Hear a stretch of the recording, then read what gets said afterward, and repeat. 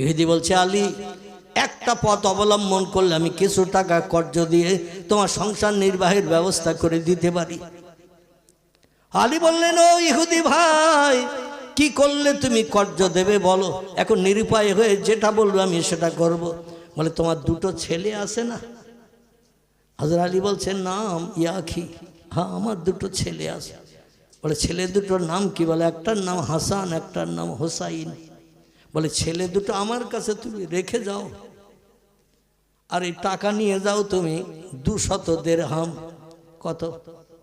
200 টাকা। 200 টাকা সৌদি আরবের দিরহাম বলা হয়।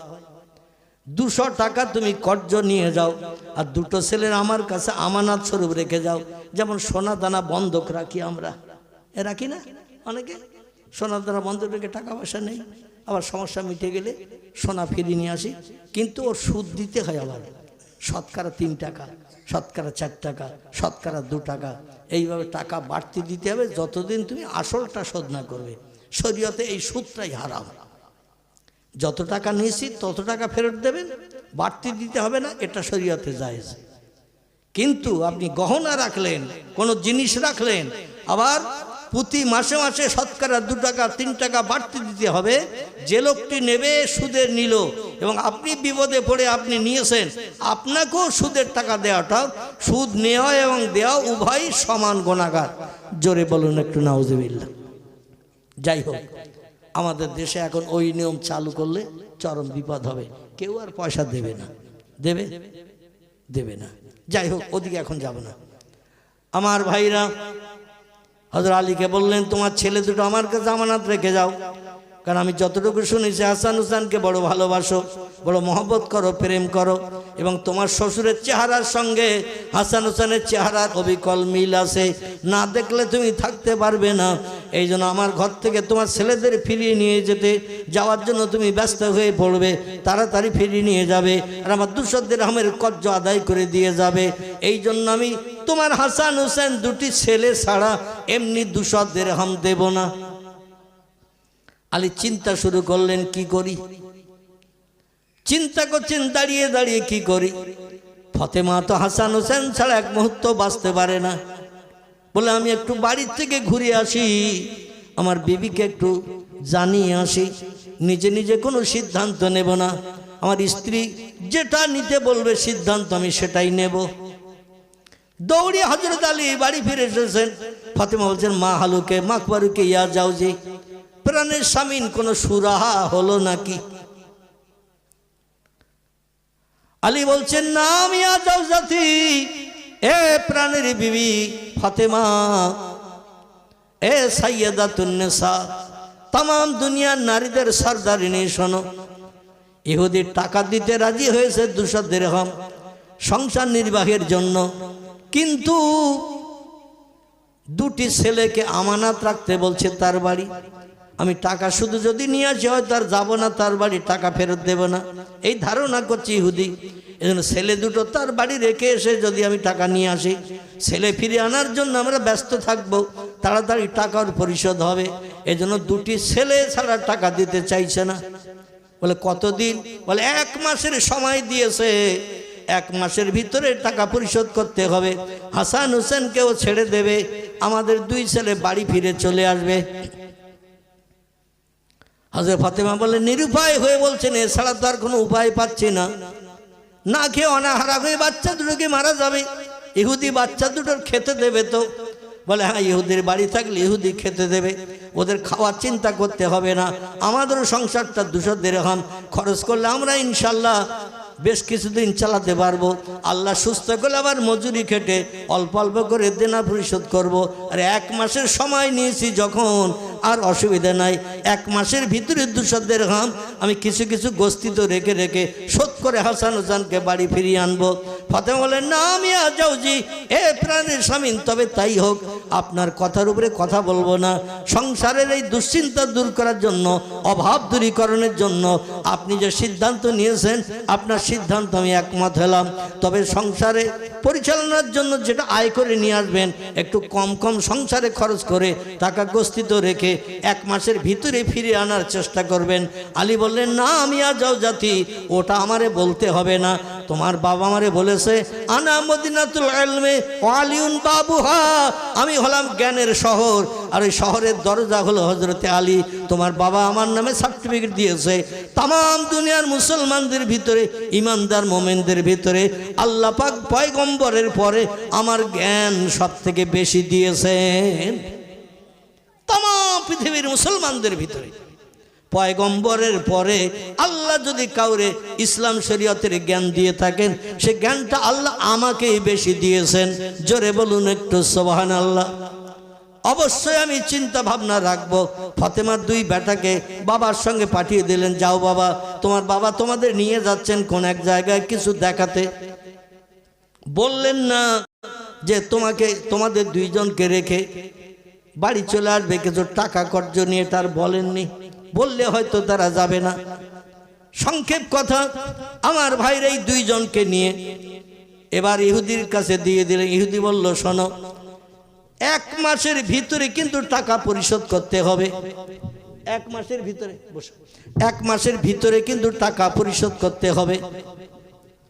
1 মাসের ভিতরে যদি টাকা পরিশোধ না করো তাহলে কিন্তু সন্ধ্যা গড়িয়ে গেলে, সূর্য অস্তমিত হয়ে গেলে হাসান হোসেন কিন্তু আর ফেরত হবে না। সন্ধ্যাবেলা সূর্য পশ্চিম দিকে অস্তমিত হয়ে গেলে হাসান হোসেন কিন্তু আর ফেরত হবে না।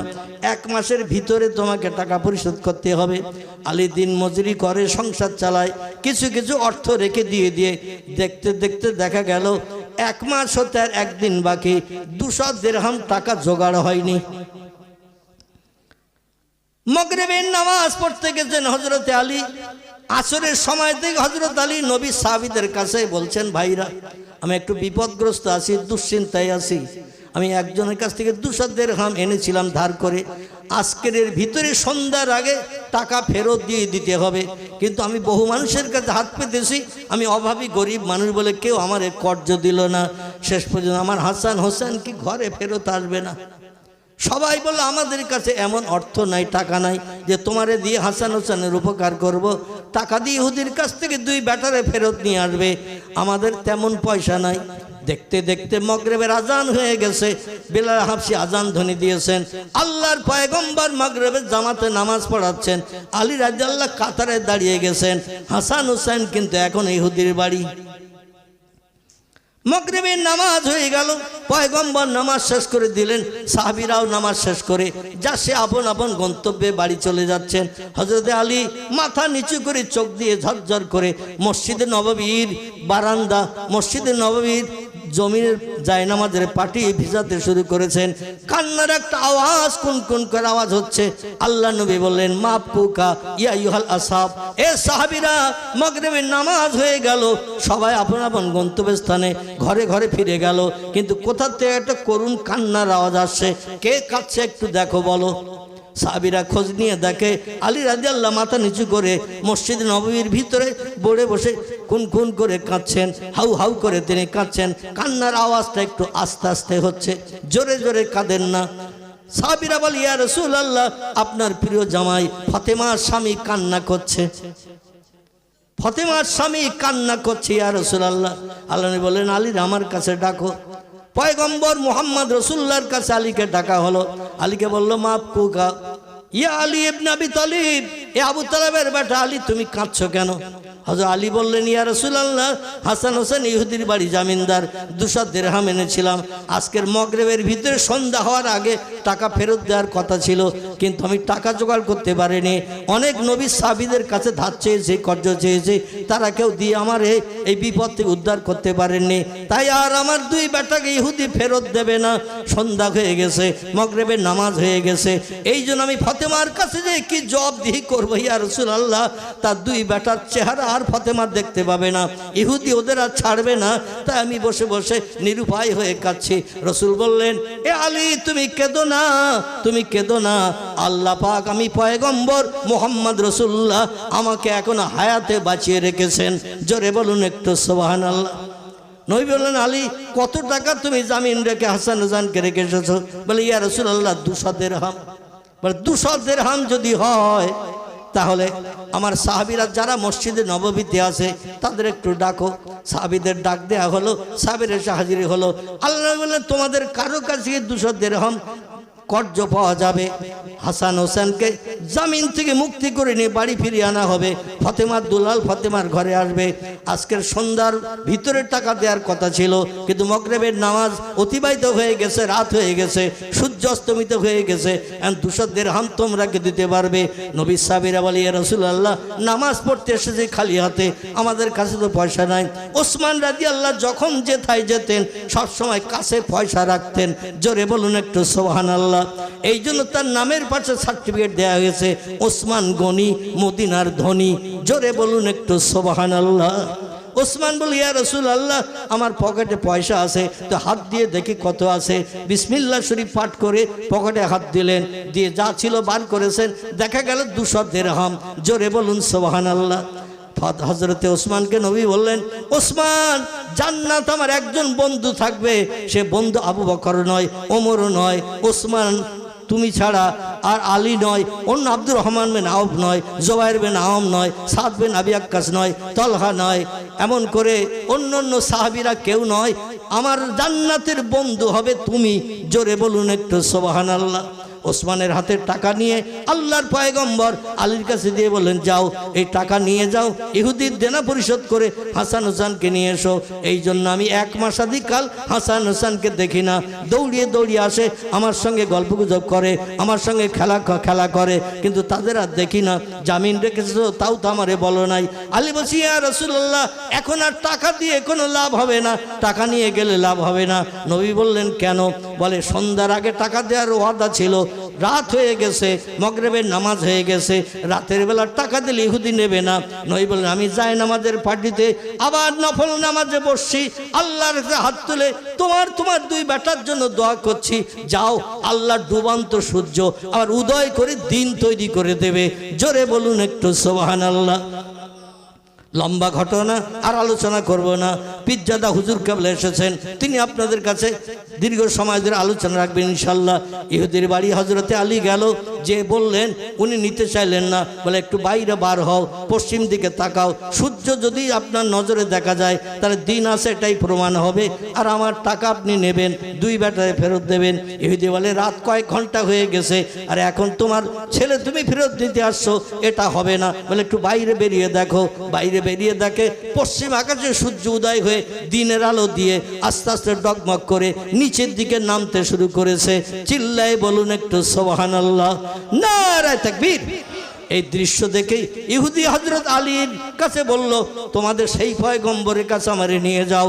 তোমাদের পয়গম্বর মুহাম্মদ রাসূলুল্লাহ যদি ডুবন্ত সূর্যকে উদয় করে দিনের আলো দেখিয়ে দিতে পারে, নিশ্চয়ই বেশক তিনি আল্লাহর আখেরি জমানার পয়গম্বর, এতে কোনো সন্দেহ নাই। আমি আর ইহুদি থাকবো না, কলেমা পড়ে মুসলমান হয়ে তোমাদের জাত ভাই হয়ে যাব।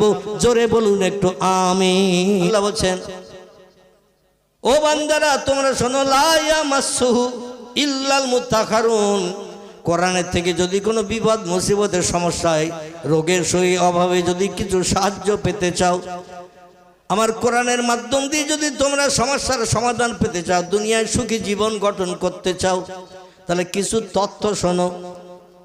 তথ্য কি? আল্লাহ বলছেন, লা ইয়ামাসসুহু ইল্লাল মুত্তাখারুন।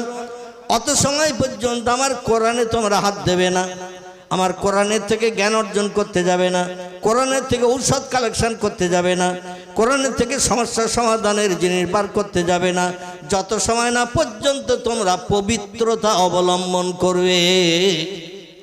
কোরআনের থেকে কিছু যদি বার করতে চাও, ওষুধ পেতে চাও, সমস্যার সমাধান পেতে চাও, আমি আল্লাহ আমার দয়া রহমত করুণা বরকত যদি পেতে চাও, আমার কোরআনের মাধ্যম দিয়ে যদি জ্ঞান অর্জন করে সেটা বাস্তবে রূপদান করতে চাও, প্রথম নম্বর কাজ হলো লা ইয়ামাসসুহু, অত সময় পর্যন্ত আমার কোরআনে তোমরা হাত দেবে না, কোরআন স্পর্শ করবে না, ইল্লাল মুতাহহারুন, যত সময় পর্যন্ত তোমার দেহটা পবিত্র না বানাবে।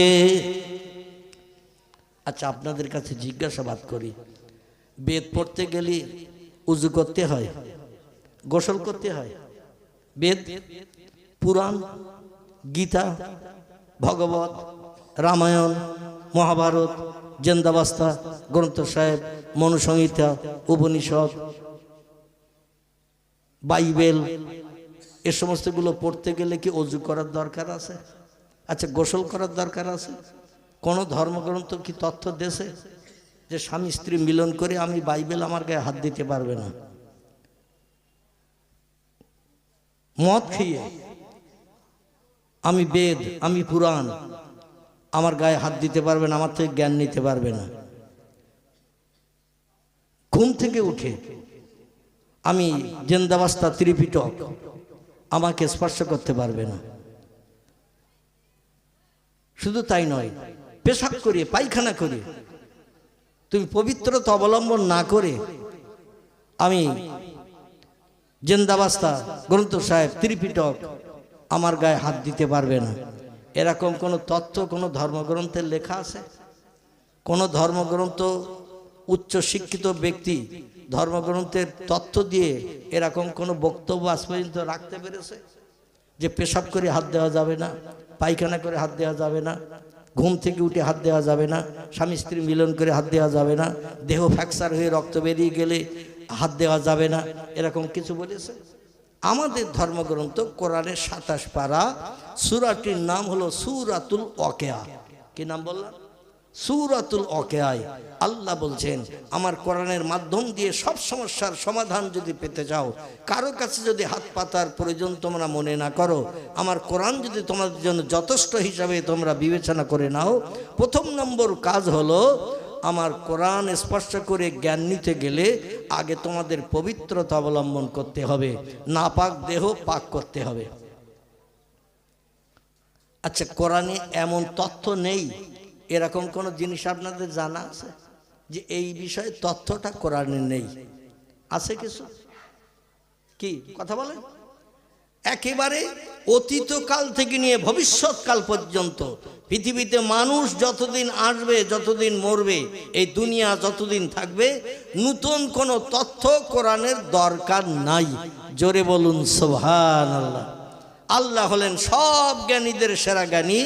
আল্লাহু আলিমুন বিজাতিস সুদূর। আল্লাহ বলছেন, আমি বান্দার অন্তরের গোপন খবরও রাখি এবং আমি আল্লাহ আমার মতো জ্ঞানী আর কেউ নেই। ওমা উতীতুম মিনাল ইলমি ইল্লা কালিলা। ও মানুষ, তোমাদের মগজে যে জ্ঞান, যে জ্ঞানের মাধ্যম দিয়ে তোমরা ক্যালকুলেটর বানিয়েছো, কম্পিউটার বানিয়েছো, রিমোট কন্ট্রোল বানিয়েছো, স্যাটেলাইট বানিয়েছো, ইন্টারনেট বানিয়েছো, ওয়্যারলেস বানিয়েছো, টেলিফোন বানিয়েছো, মোবাইল বানিয়েছো, রেডিও বানিয়েছো, ভিডিও বানিয়েছো, ভিসিআর বানিয়েছো, কোল্ড স্টোর হিমঘর বানিয়েছো, ফ্রিজ বানিয়েছো, পাতাল রেল বানিয়েছো, মাটির তলা দিয়ে চলে যাচ্ছে, আরও কত কিছু বানাবে। তাই বলে তোমরা যেন ধারণা করিও না আমার জ্ঞানের থেকে তোমাদের জ্ঞান বেশি। আল্লাহ বলছেন, তোমাদের মগজের জ্ঞান হলো আমি আল্লাহ আমার জ্ঞানের কাছে সামান্যতম, ইল্লা কালিলা, সামান্যতম একটুখানি জ্ঞান তোমাদের মগজে দিছি। আমি আল্লাহ হলাম অসীম জ্ঞানরাশির মালিক। তোমাদের জ্ঞান আমার জ্ঞানের কাছে সসীম, সীমিত জ্ঞান, একটুখানি জ্ঞান। এই একটুখানি জ্ঞান নিয়ে আমার সঙ্গে যেন পাল্লা দিতে এসো না, পাগল হয়ে মরে যাবে। জোরে বলুন সুবহানাল্লাহ। আমার কোরআন ভবিষ্যৎকালের মানুষের জন্য যথেষ্ট, নতুন কোনো তত্ত্ব ঢোকানোর দরকার হবে না। তবে শোনো, এই কোরআনের জ্ঞান নিয়ে যদি পৃথিবীতে সেরা জ্ঞানী হতে চাও, আল্লাহ বলছেন লা ইয়ামাসসুহু ইল্লাল মুতাহহারুন। আগে পবিত্রতা অবলম্বন করো, নাপাক দেহে কোরআন হাত দিও না। নাপাক দেহে কোরআনে হাত দিলে তুমি কাফির হিসাবে বিবেচিত হবে। একটি ফতোয়া আপনাদের কাছে বলি, দুটি কাজ করলে মুসলমান সঙ্গে সঙ্গে কাফের হয়ে যায়। কটা? দুটি কাজ করলে মুসলমান সঙ্গে সঙ্গে কাফের হয়ে যায়। ও আর মুসলমান থাকে না, ওকে তওবা পড়তে হবে, কলেমায় রদ্দে খবর পড়তে হবে জনগণের সামনে এবং অঙ্গীকার করতে হবে যা ভুল করেছি, জীবনে যতদিন বাঁচবো এই ভুল আর করব না, এই ওয়াদা করে তওবা পড়তে হবে, কলেমায় রদ্দে খবর পড়তে হবে। যদি না পড়ে লোকটা মারা যায়, ওর জানাজা নামাজ পড়ারও দরকার নাই, এমনি এমনি কবরে পুঁতে দেওয়া ভালো হবে। কারণ ইসলাম শরীয়তে লোকটা মুসলমান নয়, আর মুসলমান যে না হবে তার জানাজা পড়ারও কোনো দরকার নাই। আমার ভাইরা, দুটি কাজের একটি কাজ হলো বেওযু অবস্থায় কোনো ব্যক্তি যদি নামাজ পড়ে, বেওযু অবস্থায় যদি কোনো ব্যক্তি নামাজ আদায় করে এবং রুকুর পরে সেজদায় যে জমিনে সেজদায় যে যদি বলে সুবহানা রব্বিয়াল আলা, এই তাসবিহ যদি পাঠ করে সেজদা দেয়, লোকটা সঙ্গে সঙ্গে কাফের হয়ে যাবে। এই কাফেরের এই সেজদা, এই তাসবিহ আমার আল্লাহ কোনোদিন পছন্দ করেন না, বরং বেঈমানের তালিকায় তার নাম নথিভুক্ত করেন। আর একটা কাজ করলে যে কোনো মোমেন মুসলমান সঙ্গে সঙ্গে কাফের সাব্যস্ত হয়ে যায়, ও আর মুসলমান থাকে না। সেটি হলো বেওযু অবস্থায় পেশাব করে এসেছে, পায়খানা করে এসেছে, ঘুম থেকে উঠেছে, স্বামী স্ত্রী মিলন করেছে, কিংবা দেহ ফ্র্যাকচার হয়ে রক্ত নির্গত হয়েছে, অজু ভেঙে যাবে, অজু নষ্ট হয়ে যাবে। এই অবস্থায় যদি কোনো ব্যক্তি কোরআন স্পর্শ করে, লোকটা সঙ্গে সঙ্গে কাফের হয়ে যাবে। বোঝা গেল? এই দুটো কাজ যেন জীবনে যতদিন বেঁচে থাকবেন এই দুটো কাজ যেন জীবনে করবেন না। একটা হলো অজু যদি ভেঙে যায়, কেরা ঠাট্টা করলো, বিদ্রুপ করলো, মুস্কি হাসলো, ওটা দেখবেন না। কারণ আপনি কাফের হওয়ার থেকে অজু করতে যাওয়া ভালো না খারাপ? মসজিদে আসেন, ঘুমিয়ে পড়েছেন, মসজিদে আসেন, ঘুমিয়ে পড়েছেন, ইসলাম শরীয়তের ফতোয়ার কেতাব এসেছেন, কোথায় বসে আছেন এতটুকু খেয়াল নাই। মানুষ তন্দ্রায় গেছে, ঘুমিয়ে গেছে, পাশের মানুষ গুঁতো না দেওয়া পর্যন্ত আপনার ঘুম ভাঙে নাই, আপনার কিন্তু অজু নষ্ট হয়ে গেছে। ওই অবস্থায় যদি আপনি নামাজ আদায় করেন, আপনি কাফের সাব্যস্ত হবেন। এই জন্য বাই সরে গেছে, পিছনের দরজা দিয়ে হাওয়া নির্গত হয়ে গেছে। আপনি লজ্জার মাথা খেয়ে উঠে চলে যাবেন, উজু করে আসবেন। এখন আমি উজু করতে গেলে লোকে ধারণা করবে বাই সরে গেছে, পিছনের দরজা দিয়ে হাওয়া নির্গত হয়ে গেছে। লোকজন হয়তো মুস্কি হাসবে, ঠাট্টা করবে, কোনো দিকে তাকাবেন না। কে কি বললো, কে কি করলো, কে হাসলো কি কাঁদলো, ও দেখার দরকার নাই। আপনাকে যেতে হবে অজু করতে, অন্যথায় নামাজ পরিত্যাগ করতে হবে। কি করতে হবে? হয় অজু করতে হবে, অন্যথায় নামাজ ছেড়ে দিতে হবে। ওই জামাতের দরকার আপনার নাই, পরবর্তীতে একা নামাজ পড়বেন অজু করে, সেটাও ভালো। ওই জামাতের সবের আশায় বেঈমান হবেন না। জোরে বলুন আমিন। আল্লাহ যেন আমাদের হেফাজত করেন। বোঝা গেল ফতোয়াটা? বোঝা গেল তো নাকি আমার ভাইরা?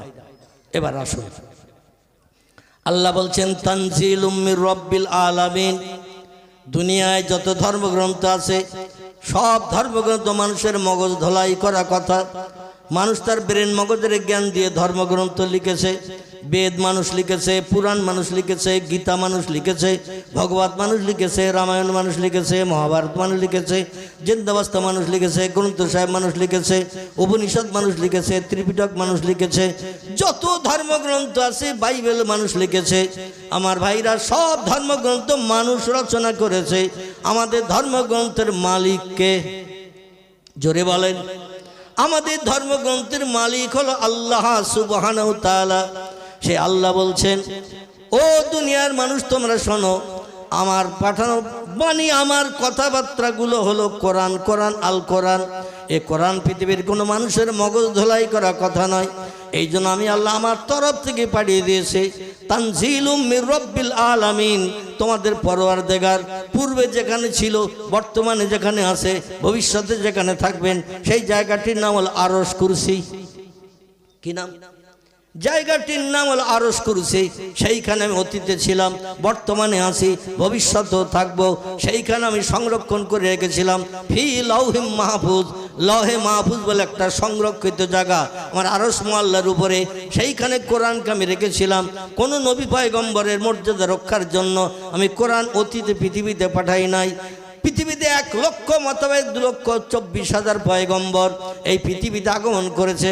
কোন পয়গম্বর তার উম্মতের উপকারের জন্য কোরআন আমি পৃথিবীতে পাঠাই নাই। আমি আল্লাহ পাক পয়গম্বরদের ভিতরে সেরা করেছি যাকে, তার নাম হলো মুহাম্মদ রাসূলুল্লাহ। আর মুহাম্মদ রাসূলুল্লাহ উম্মতদের সব পয়গম্বরের উম্মতের থেকে সেরা করেছে। তাই কোরআন অতীতে আমি বানিয়ে রেখেছিলাম এবং পরবর্তীতে সব পয়গম্বরের শেষে মুহাম্মদ রাসূলুল্লাহর উম্মতের উপকারের জন্য কিয়ামত পর্যন্ত আমি দামি কিতাব হিসাবে তোমাদের ঘরে পৌঁছে দিয়েছি। জোরে বলুন একটু সুবহানাল্লাহ। নারায়ে তাকবীর। এবার একটা প্রশ্ন আপনাদের কাছে করি, কোন মানুষ যদি মারা যায়, যেমন আমাদের গ্রামের একটি ছেলে শাহজাহান বলে তার নাম, কি নাম বললাম? শাহজাহান, শেখপাড়ায় বাড়ি, আমাদের নেওয়ার আস্তানা শাহ সুবি রমজান আলী রহমতুল্লাহ মজারের কাছে তার বাড়ি। আমাদের নেওয়ার একজন আল্লাহর অলি ব্যক্তির কবর আছে, তার নাম শাহ সুবি রমজান আলী রহমতুল্লাহ আলীহে। এনারই কবরের পাশাপাশি বাড়ি। ভেলুড়ে গিয়েছিল ট্রিটমেন্ট হতে, সেখানেই মারা গেছে। বাই ফ্লাইটে এরোপ্লেনে করে ফিরে এসেছে, মাগরিবের নামাজ বাদ তার জানাজা নামাজ হয়েছে। যাই হোক, এইরকম একটা মানুষ যদি মারা যায়, আর পৃথিবীর কোনো দেশের থেকে যদি কেউ খবর নিয়ে আসে যে মরা মানুষ জেন্দা করে দেবে, 20,000, 50,000, 1 লাখ 2 লাখ টাকা দিলে মরা মানুষ জেন্দা করে দেবে, সম্ভবত আমার থেকে তার বয়স অন্তত 10-12 বছর কম। কতটা বললাম? আমার থেকে 10-12 বছর তার বয়স কম। তার সে তো এখনো বুড়ো হয়নি, হয়েছে নাকি? খুব ভালো ছেলে, সৎ ছেলে, শাহজাহান তার নাম। বসিরহাট মায়াও আছে, ঘড়ি সেলাই করার কাজ করতো। বসিরহাট মায়াও চেনেন তো নাকি? ওই বিমল ড্রেসেসের পাশে ওই মায়াও আছে, ঘড়ি সারাই কাজ। তার আগে কাজ করতো বসিরহাট থানার বাম পাশে ঘড়ির দোকানে ঘড়ি সারাই কাজ করতো। ছেলেটা মারা গেছে। আচ্ছা, এখন কেউ যদি এসে খবর, খুব ভালো করে এবার বুঝবেন, কেউ যদি এসে খবর দেয় যে অমুক দেশে ওষুধ তৈরি হয়ে গেছে, মরা মানুষের গালে 2 ফোঁটা দিলে ও আস্তে আস্তে জেন্দা হয়ে যাবে। আচ্ছা, জায়গা জমি ঘর বাড়ি বেচে গাছতলায় বাস করলেও যদি কেউ মরা মানুষ জেন্দা হয়, গাছতলায় বাস করতেও চাবে না? চাবে না? জায়গা জমি ঘর বাড়ি যা কিছু আছে সব বিক্রি করে দেবে। দিয়ে যদি বলে আম গাছের তলায় যদি বাস করতে হয় তাও বাঁচবো, আমি মারা গেছি, আমার সব বেঁচে দে, ওই দেশ থেকে ওষুধটাই নিয়ে আমার গালে 2 ফোঁটা দে। কি চাবে না? চাবে না? খিদির লোক বোধহয় চাবে না? মরি গেলি জিন্দা হওয়া চাবে? আমার ভাইরা, মানুষ কোনোদিন মরতে চায় না, ঠিক না ভুল? মরতে কেউ চায় না। আল্লাহ আজরাইলকে দিয়ে চাবি মোড়া দিয়ে দেয়, এই জন্য তার মরণ হয়। মরণ কেউ চায় না। কেউ যদি এসে বলে অমুক হসপিটালে ভর্তি হলে সেখানে ওষুধ খাইয়ে তোমারে জেন্দা করে দিয়ে দেবে, কিংবা অমুক জায়গায় একজন নামি দামি মানুষ আছে, তার কাছে নিয়ে ট্রিটমেন্ট করলেই মরা মানুষ জেন্দা করে দেবে, আচ্ছা সেখানে তারে নিয়ে যাবে না? যাবে না?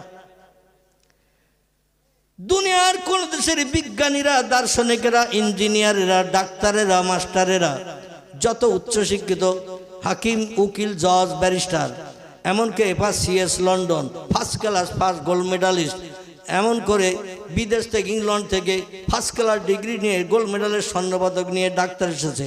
ওই ডাক্তার দেখারই মরা মানুষ জেন্দা করবে, মানুষ সেখানে তারে নিয়ে যাবে না? যাবে না? কিন্তু পারবে কেউ? কোন মরা মানুষকে জিন্দা করতে কেউ পারবে?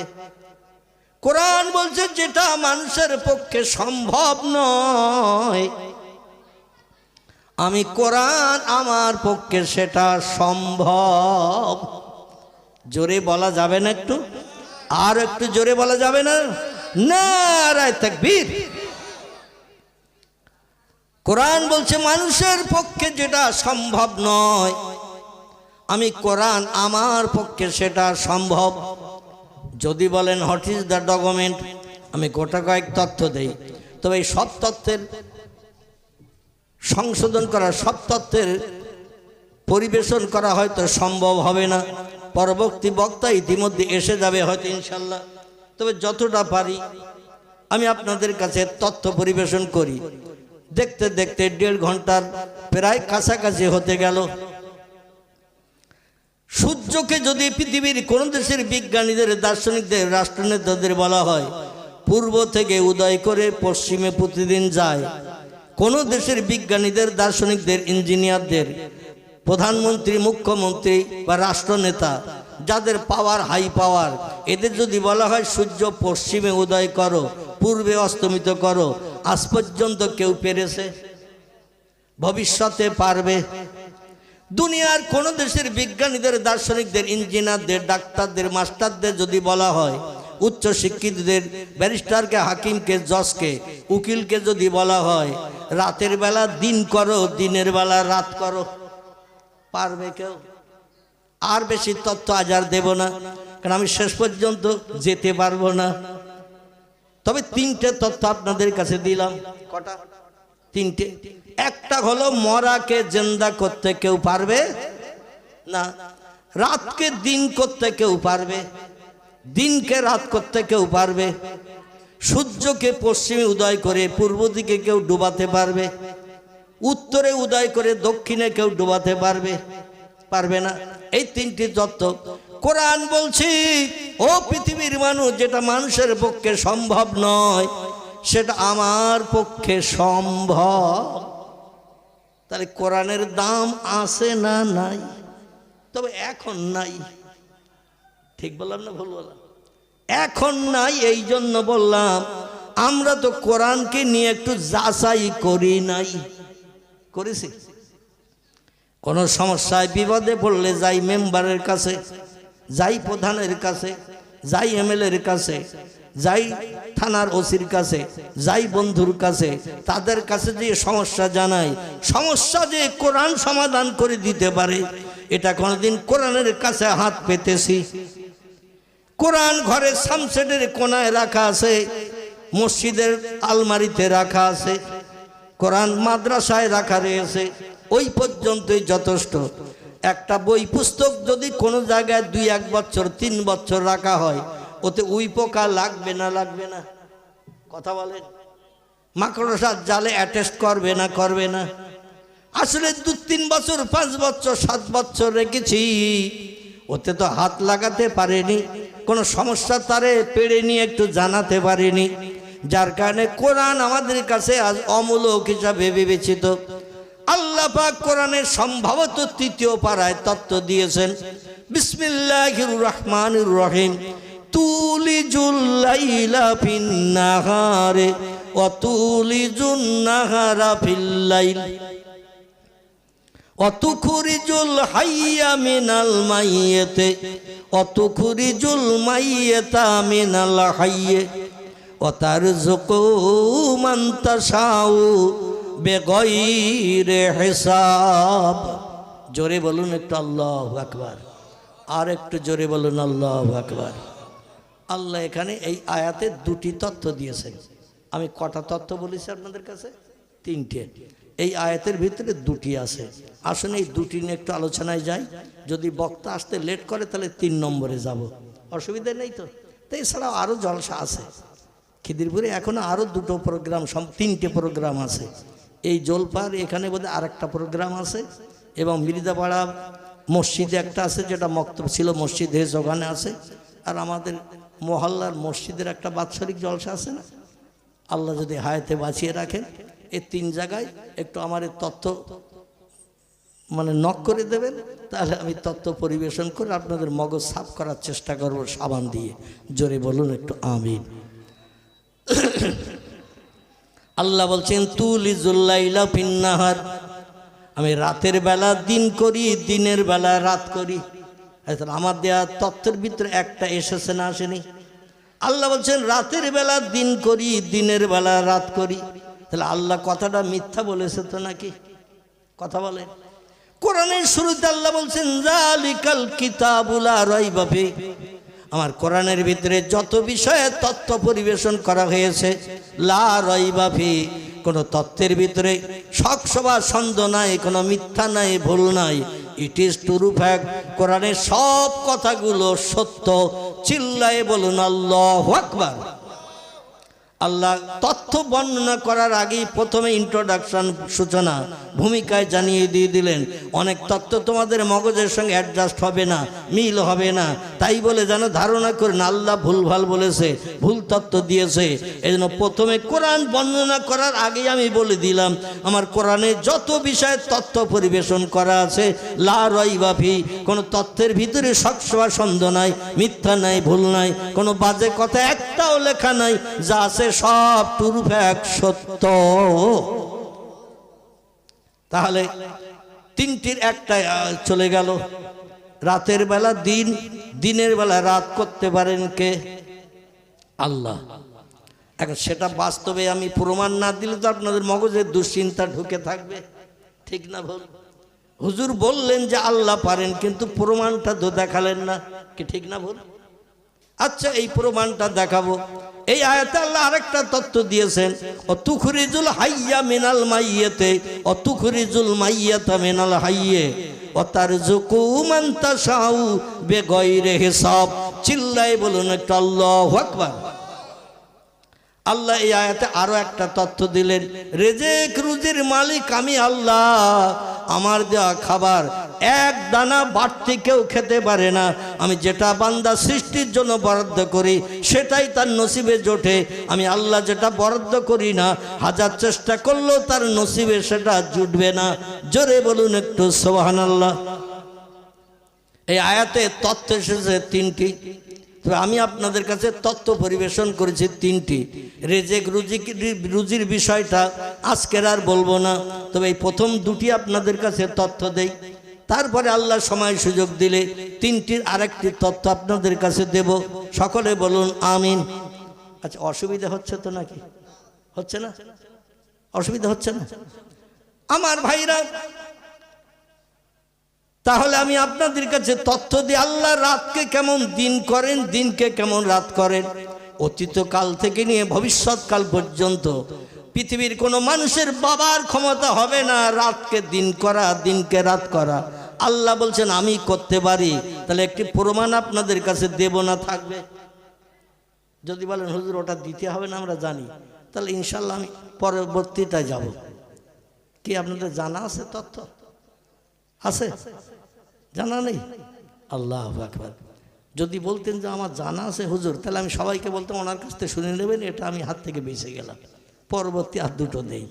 তাহলে এটাও জানা নেই। তথ্য দেই আপনাদের কাছে, খুব সংক্ষেপ করে বলি, কারণ তিনটি তথ্য দিতে গেলে অনেক সময় লেগে যাবে। আমি খুব শর্ট করে বলি, অসুবিধা হবে না তো? খুব শর্ট করে বলি। পয়গম্বর মুহাম্মদ রাসূলুল্লাহ সাল্লাল্লাহু আলাইহি ওয়াসাল্লামের মেয়ে ছিল কটি? কথা বলে। আজকের ওয়াজ করে আমি পরিতৃপ্ত হতে পারছি না। মানে আজকের আপনারা সারাদিন খাননি, রমজান মাস আসতেছে সেই চিন্তায় আজকের কি না খেয়ে রয়েছেন নাকি সবাই? না খেয়ে থাকলে একটু ক্ষুধা লাগলে দেখবেন মিষ্টি জিনিসও তিতো লাগে, টক লাগে। তো আপনাদের এখন টক তিতো লাগতেছে নাকি? আচ্ছা, দুপুরবেলা খেয়েছেন কে কে? একটু হাত তোলেন তো দেখি। দুপুরে কে কে খেয়েছেন? একটু চাদরের ভেতরে হাত উঁচা করেন, ফেরেশতারা একটু ফটো করে নিক। নারায়ে তাকবীর, নারায়ে তাকবীর। এই হাত তুলতে কষ্ট হলো? এই হাত খোদার কসম জাহান্নামে যাবে না। আল্লাহর কোরআনে সত্যতার সার্টিফিকেট দিয়ে যে হাত উঁচা করলেন চাদরের ভিতর থেকে, কম্বলের ভিতর থেকে বা কোনো কাপড়ের ভিতর থেকে, এই হাতটা আল্লাহর কোরআনের পক্ষে সাক্ষ্য দিয়ে হাত উঁচু করেছেন, এই হাতটা আপনার জাহান্নামে যাবে না। আচ্ছা, এই হাতটা যদি জান্নাতি হয় আর বডিগুলো সব জাহান্নামে যাবে তো নাকি? কথা বলে। এই বডিগুলো মুখে মদ খেয়েছেন, সুদের ব্যবসা করেছেন, হাত দিয়ে টাকা লেনদেন করেছেন, কারো গালে চড় মেরেছেন, কটু কথায় জবান দিয়ে কারো গালি দিয়েছেন, কারো পা দিয়ে লাথি মেরেছেন। তো পা দিয়ে অপরাধ করেননি? করেননি? করেছেন না করেননি? হাত দিয়ে চড় মেরেছেন, অপরাধ হলো না? হলো না? জবান দিয়ে মদ খেয়েছেন, গালের অপরাধ হলো না? হলো না? এই গালিগালাজ করেছেন মুখ দিয়ে, অপরাধ হলো না? হলো না? তাহলে এই অপরাধী এদের শাস্তি হলো জাহান্নাম। টোটাল বডির অঙ্গ প্রত্যঙ্গ যে যে কাজ করবে এ কাজের প্রতিদান হলো জাহান্নাম, কোরআনের বিরুদ্ধচারণ কাজ করলে। কিন্তু পয়গম্বর মুহাম্মদ রাসূলুল্লাহ বলছেন হাতটা কি আলাদা করা যাবে? এ বলেন, হাতটা আলাদা করা যাবে? এই অপরাধী বডির সঙ্গে হাতটা জোড়ানো আলাদা। হাতটা হাত ধরে টানলে বডিটা সব যাবে না? যাবে না? বডিটা সব যাবে। এই হাতে সেদিন জবান খুলে দেবে, আলিয়মা নাকতেমু আলা আফওয়াহিম ওয়া তুকাল্লিমুনা আইদিহিম ওয়া তাশহাদু আরজুলুহুম বিমা কানু ইয়াকসিবুন। জোরে বলুন একটু আল্লাহু আকবার। কোরআনের 22 পারা সূরা ইয়াসিন। কি সূরা বললাম? সূরা ইয়াসিন। আল্লাহ বলছেন আল্লাহ পাক হাসরের মাঠে যেদিন হাজির করবেন সেদিন জবানকে আল্লাহ মোহর মেরে দেবেন, আলিয়াউমা নাকতামু আলা আফওয়াহিম, জবান বন্ধ করে দেবেন, ওয়া তুকাল্লিমুনা আইদিহিম, হাত সেদিন জবান খুলে কথা বলবে, কার পুকুরে রাতের বেলা জাল ফেলে জাল টেনে টেনে মাছ ধরে এনেছেন, হাত সেদিন সাক্ষ্য দেবে।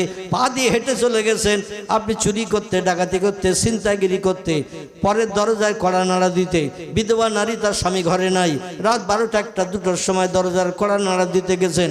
জীবন যৌবনে ক্ষুধানিবৃত্তি করবেন, পা দিয়ে হেঁটে গেছেন না যাননি? সেখানে যেতে গেলে তো পা দিয়ে হেঁটে যেতে হবে। পা সেদিন জবান খুলে দিয়ে দেবে, দিয়ে বলে আল্লাহ আমার দিয়ে এই কাজগুলো করিয়েছিল। হাত বললে আল্লাহ আমার দিয়ে এই কাজগুলো করেছিল। আল্লাহ আপনার জবান আমার জবান বন্ধ করে দিয়ে দেবেন।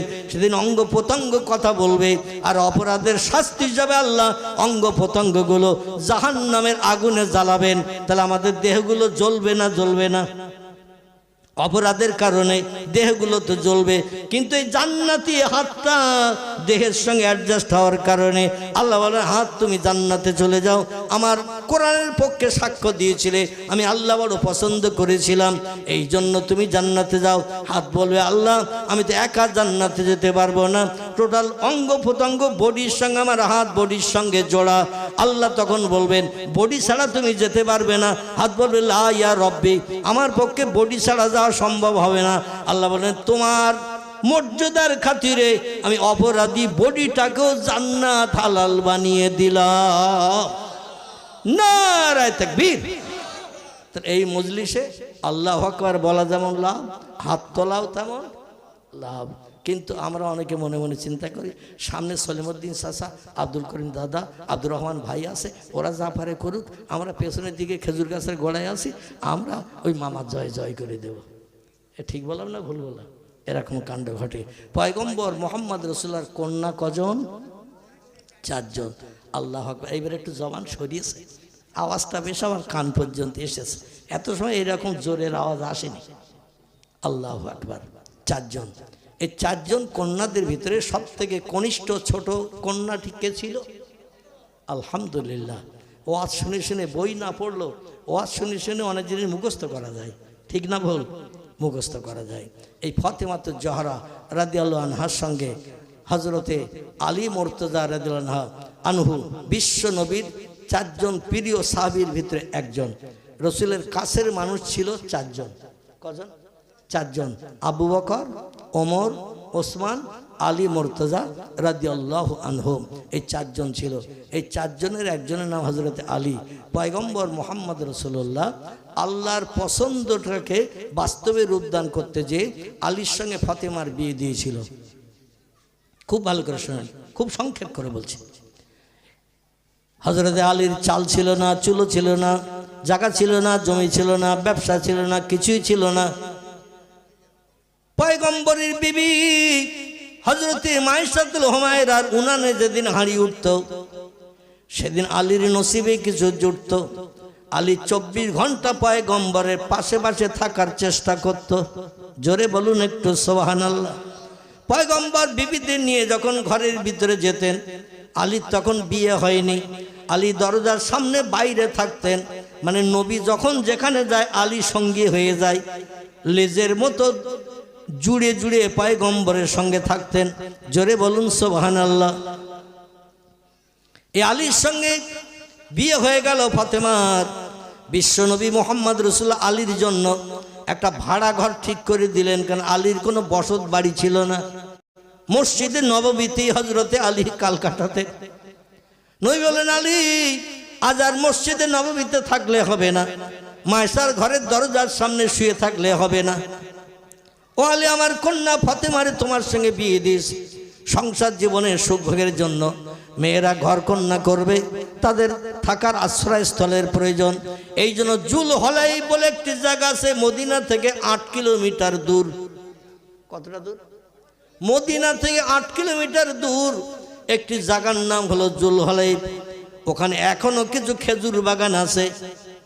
বিদেশিরা যখন মরুভূমির পথ পাড়ি দেয়, খেজুর গাছের গায়ে উটগুলো ঘোড়াগুলো বেঁধে রেখে ওই গাছের তলার ছায়ায় বিশ্রাম করে। সামনে ফাঁকা, পিছনে ফাঁকা, ডাইনে ফাঁকা, বাঁয়ে ফাঁকা, কোনো ঘর বাড়ি বসত বাড়ি টাড়ি নাই। এই জন্য ওইখানে এসে বিশ্রাম করে একটু শান্ত হয়ে আবার চলে যায়। নবী বললেন সেকালে মদিনার কিছু বস্তি মানুষেরা ছোট ছোট বাসা বাড়ি বেঁধে বসবাস করছে।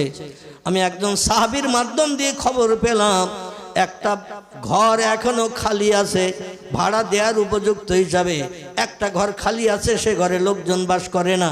আমি সাহাবীকে দিয়ে বলেছি ওই ঘরটা ভাড়া ঠিক করে দিতে। তোমাদের আলী যেতে হবে ফতেমারে নিয়ে ওইখানে বসবাস করতে। জোরে বলুন একটু সুবহানাল্লাহ। আলী বললেন, ইয়া রাসূলুল্লাহ, আপনি যে তথ্য দেবেন আপনার তথ্য আমার জন্য শিরোধার্য। আপনি যেখানে যেতে বলবেন সেখানে যাব। তবে আগে যদি জানতাম মদিনা ছেড়ে এই দূরে 8 কিলোমিটার দূরে আমার যেতে হবে ফতেমারে নিয়ে ঘর সংসার করতে, আমি বিয়ের পিড়িতে বসতাম না, আপনার কন্যা ফতেমারে বিয়ে করতাম না। কারণ আমার মন বাঁচে না, প্রাণ বাঁচে না আপনার বিহরে। আপনি যেখানে থাকেন আমি সবসময় সেখানে থাকতে ভালোবাসি। জোরে বলুন একটু সুবহানাল্লাহ। নবী বলছেন, লা ইউমিনু আহাদুকুম হাত্তা আকুন আহাব্বা ইলাইহি মিন ওয়ালিদিহি ওয়া ওয়ালাদিহি ওয়ান নাসি আজমাইন। রাওয়াহু মুসলিম। আল্লাহ নবী সাল্লাল্লাহু আলাইহি সাল্লাম পবিত্র মুসলিম শরীফের হাদিসে জানিয়েছেন, লা ইউমিনু আহাদুকুম, তোমাদের ভিতরে ওই লোকটি কখনো ইমানদার মুমিন মুসলমান হিসাবে বিবেচিত হবে না, মুসলমান হিসাবে সাব্যস্ত হবে না, হাত্তা আকুন আহাব্বা ইলাইহি, আমি মুহাম্মদ রাসূলুল্লাহ আমাকে যত সময় না পর্যন্ত সব ভালোবাসার থেকে বেশি না ভালোবাসবে। আমাকে যত সময় না পর্যন্ত বেশি ভালোবাসবে তত সময় পর্যন্ত ওই লোকটি পূর্ণ কামেলে মুমিন ইমানদার হবে না। সাহাবীরা বলেন, ইয়া রাসূলুল্লাহ, বেশি ভালোবাসা বলতে কি বোঝায়? নবী বলছেন, মে ওয়ালিদিহি ওয়া ওয়ালাদিহি ওয়ান নাসি আজমাইন।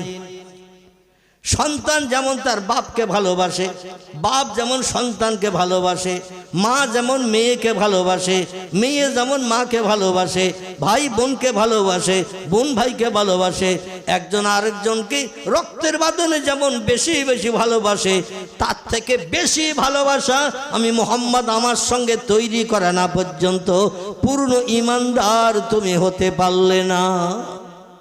আলী বলে, ইয়া রাসূলুল্লাহ, এই জন্য আপনার হুকুম তামিল করার জন্য সবসময় আপনার ধারে পাশে ঘুরি, আপনার ধারে পাশে থাকে, কখন কোনটা বলেন, কখন কোনটা করতে হয়, এই জন্য আপনার কাছাকাছি থাকে। আপনাকে সব থেকে বেশি যে মানুষটারে সবসময় কাছে কাছে থাকে তার সঙ্গে ভালোবাসা একটু বেশি হয় না? হয় না? কাছাকাছি যে সব সময় থাকে, চলতে ফিরতে উঠতে বসতে যে থাকে সব সময় কাছাকাছি, এই লোকটি দেখবেন বেশি মহব্বতের মানুষ হয়, বেশি প্রিয় হয়। আলী বলছেন, এই জন্য আমি আপনার সঙ্গে থাকার চিন্তা ভাবনা করি, সবসময় আপনার কাছে কাছে থাকে। কিন্তু ফতেমাকে বিয়ে করার কারণে 8 কিলোমিটার দূরে বাসাবাড়ি ঠিক করেছেন। আমি সেখান থেকে কখন আসবার কখন যাব? বিশ্বাস করি ইয়া রাসূলুল্লাহ, প্রতি ওয়াক্তে প্রথম কাতারে আপনার পিছনে আমি ইক্তেদা করার চিন্তা ভাবনা করি। জামাতে আপনার পিছনে প্রথম কাতারে দাঁড়াই উট কোরবানি সব পাওয়ার আশায়। কিন্তু ওই জুলহলাইফ থেকে যদি আমি প্রতি ওয়াক্ত নামাজ পড়তে আসি 8 কিলোমিটার দূর থেকে, আমার তো ঘোড়া নাই, আমার তো উট নাই, পায়ে হেঁটে হেঁটে আসতে হবে। জামাতে হয়তো আমি অ্যাটেন্ড করতে পারবো, কিন্তু পিছনের কাতারে দাঁড়াতে হবে। কারণ আগে যারা আসে তারা তো আগে আগে কাতারগুলো ভরাট করে, ঠিক কিনা? তবে আমাদের মহল্লার মসজিদে আগে আসবে যারা, ওই পিছনের কাতারে বসে থাকে তারা। আমি মাঝে মাঝে কিছু উপদেশামূলক বক্তব্য জুমার দিন রাখার সময় পিছনের মানুষকেও মাঝে মাঝে ডেকে ভেতরে ঢোকাই। ঠিক বললাম না ভুল বললাম? আপনারা যারা বাইরে আছেন ভিতরে আসেন, কারণ আলো আধারে আড়ালে থাকলে বক্তব্য রেখে কলিজা পরিতৃপ্ত হয় না, ঠিক কি না? পিছনে বসে থাকবে, মসজিদে লোক নাই তবু থাকবে পিছনে। মানে ও উট কোরবানি সব নেবে না, গরু কোরবানি সব নেবে না, ছাগল কোরবানি সব নেবে না, ও ডিমের সব নেবে। কিসের? 7 টাকার ডিমের সব নেবে, বেশি সব নেবে না। আলী বলছি, না রাসূলুল্লাহ, আমি জামাতে হাজির হতে পারবো কিনা আমার ভয় হচ্ছে, কারণ এই দূরের পথ আসতে হবে। নবী বললেন, আলী আর কোনো বক্তব্য আছে? আলী বলে, ইয়া রাসূলুল্লাহ, ওই 8 কিলোমিটার দূর জুলহলাইফে আমি যখন ফাতেমারে নিয়ে বসবাস করব, আর বেলালে হাফসি খালি মুখে মসজিদে নববীতে আজান দেবে, আবার বেলালের জবান হলো তোতলা। আচ্ছা, তোতলা লোকের কথার আওয়াজ জোর হয় না আস্তে হয়? তোতলা লোকের কথার আওয়াজ আসতে হয়। বলে বেলাল যখন মসজিদে নববীতে আজান দেবে, বেলালের আজানের আওয়াজ 8 কিলোমিটার দূরে যদি না যায়, কখন কোন সময় জামাত হচ্ছে? এখন তো মোবাইল মেশিনে ঘড়ি আছে, হাতে হাত ঘড়ি আছে, দেওয়ালে দেওয়াল ঘড়ি আছে, আছে না নাই? টাইম দেখার জন্য বিভিন্ন যন্ত্র মেশিন বিজ্ঞানী তরফ থেকে বানানো হয়েছে। তখন তো ঘড়ির প্রচলন ছিল না, মোবাইলের প্রচলন ছিল না, দেওয়াল ঘড়ির কোনো প্রচলন ছিল না। আমার ভাইরা এমন করে রেডিও টেলিভিশনেও সময় দেখা যায়, যায় না যায় না, সময়ের কথা বলে। তখন তো কিছুই ছিল না। আলী বলছেন, ইয়া রাসূলুল্লাহ, কখন কোন ওয়াক্তের আজান হচ্ছে আমি কি করে শুনবো বেলালের আওয়াজ? বেলাল তো মসজিদ নববীতে তোতলা জবানিতে আজান দেবে। নবী বললেন, আলী, দুনিয়ায় বেঁচে থাকতেই আল্লাহ তোমাকে জান্নাতের সার্টিফিকেট দিয়েছে, মরণের দিন পর্যন্ত এক ওয়াক্ত নামাজ তোমার কাজা হবে না। জোরে বলা যাবে না? আল্লাহ কি এমনি এমনি সার্টিফিকেট দিয়েছে? ও আলী, এক ওয়াক্ত নামাজ জামাতে তোমার কাজা হবে না। এই জন্য আল্লাহ পাক তোমার মনের খবর রাখেন। আল্লাহু আলিমুন বিজাতিস সুদূর, বান্দার অন্তরের গোপন খবর আল্লাহ রাখেন। নামাজের মহব্বত, নামাজের প্রেম, নামাজের ভালোবাসা তোমার হৃদয়ে কতটা আছে আল্লাহ বেশি জানেন। আল্লাহু আলামু বিমুরাদিহি, আল্লাহ বেশি জানেন, বেশি খবর রাখেন। অতএব তোমার চিন্তা করতে হবে না। বেলাল তোতলা জবানিতে আজান দিল, এই মসজিদে নবীর হাওয়া জুলহলাইফে তোমার কানে আগে পৌঁছে দেবে। নারায়ে তাকবীর। 8 কিলোমিটার দূরে বেলালের কণ্ঠের আওয়াজ আল্লাহ হাওয়ার মাধ্যম দিয়ে তোমার কানে পৌঁছে দেবে। এখন মাইকে আজান দিল, 1.5 কিলোমিটার দূরেও যায় না, ঠিক কিনা? আর গেলেও মানুষ আজানের কোনো খবরই নেয় না, আজানের কোনো ফলো পর্যন্ত করে না, ঠিক না ভুল? আল্লাহ হাওয়ার মাধ্যম দিয়ে তোমার কানে আওয়াজ পৌঁছে দেবে। আর ওই এলাকায় যত বস্তি মানুষ বসবাস করছে ওই খেজুর বাগানের ধারে জুলহলাইফে, ও আলী, বেলালের আজান ধ্বনির আওয়াজ যখন তোমার কানে হাওয়ার মাধ্যম দিয়ে আল্লাহ পৌঁছে দেবেন, তুমি ঝুপড়ি ঘর থেকে বেরিয়ে এসে বাইরে তুমি আল্লাহু আকবার ধ্বনির আওয়াজ শুরু করে দেবে। ও আলী, আল্লাহ তোমার দেহে এত শক্তি দিয়েছে, তোমার কণ্ঠের আওয়াজে এত জোর দিয়েছে, তোমার মনের ভিতরে এমন বীরত্বের সাহস আল্লাহ দিয়েছে, তুমি ওই জুলহলাইফ বস্তিতে বেলালের আজান শুনে তুমি আজানের একটু রিপিট করবে, আজানের পুনরাবৃত্তি তুমি আওয়াজ দিয়ে দেবে। তোমার আওয়াজ সামনে 8 মাইল, পিছনে 8 মাইল, ডাইনে 8 মাইল, বাঁয়ে 8 মাইল, চতুর্দিকে 4 রাস্তা, 32 মাইল এরিয়া তোমার আওয়াজ আল্লাহ পৌঁছে দেবে।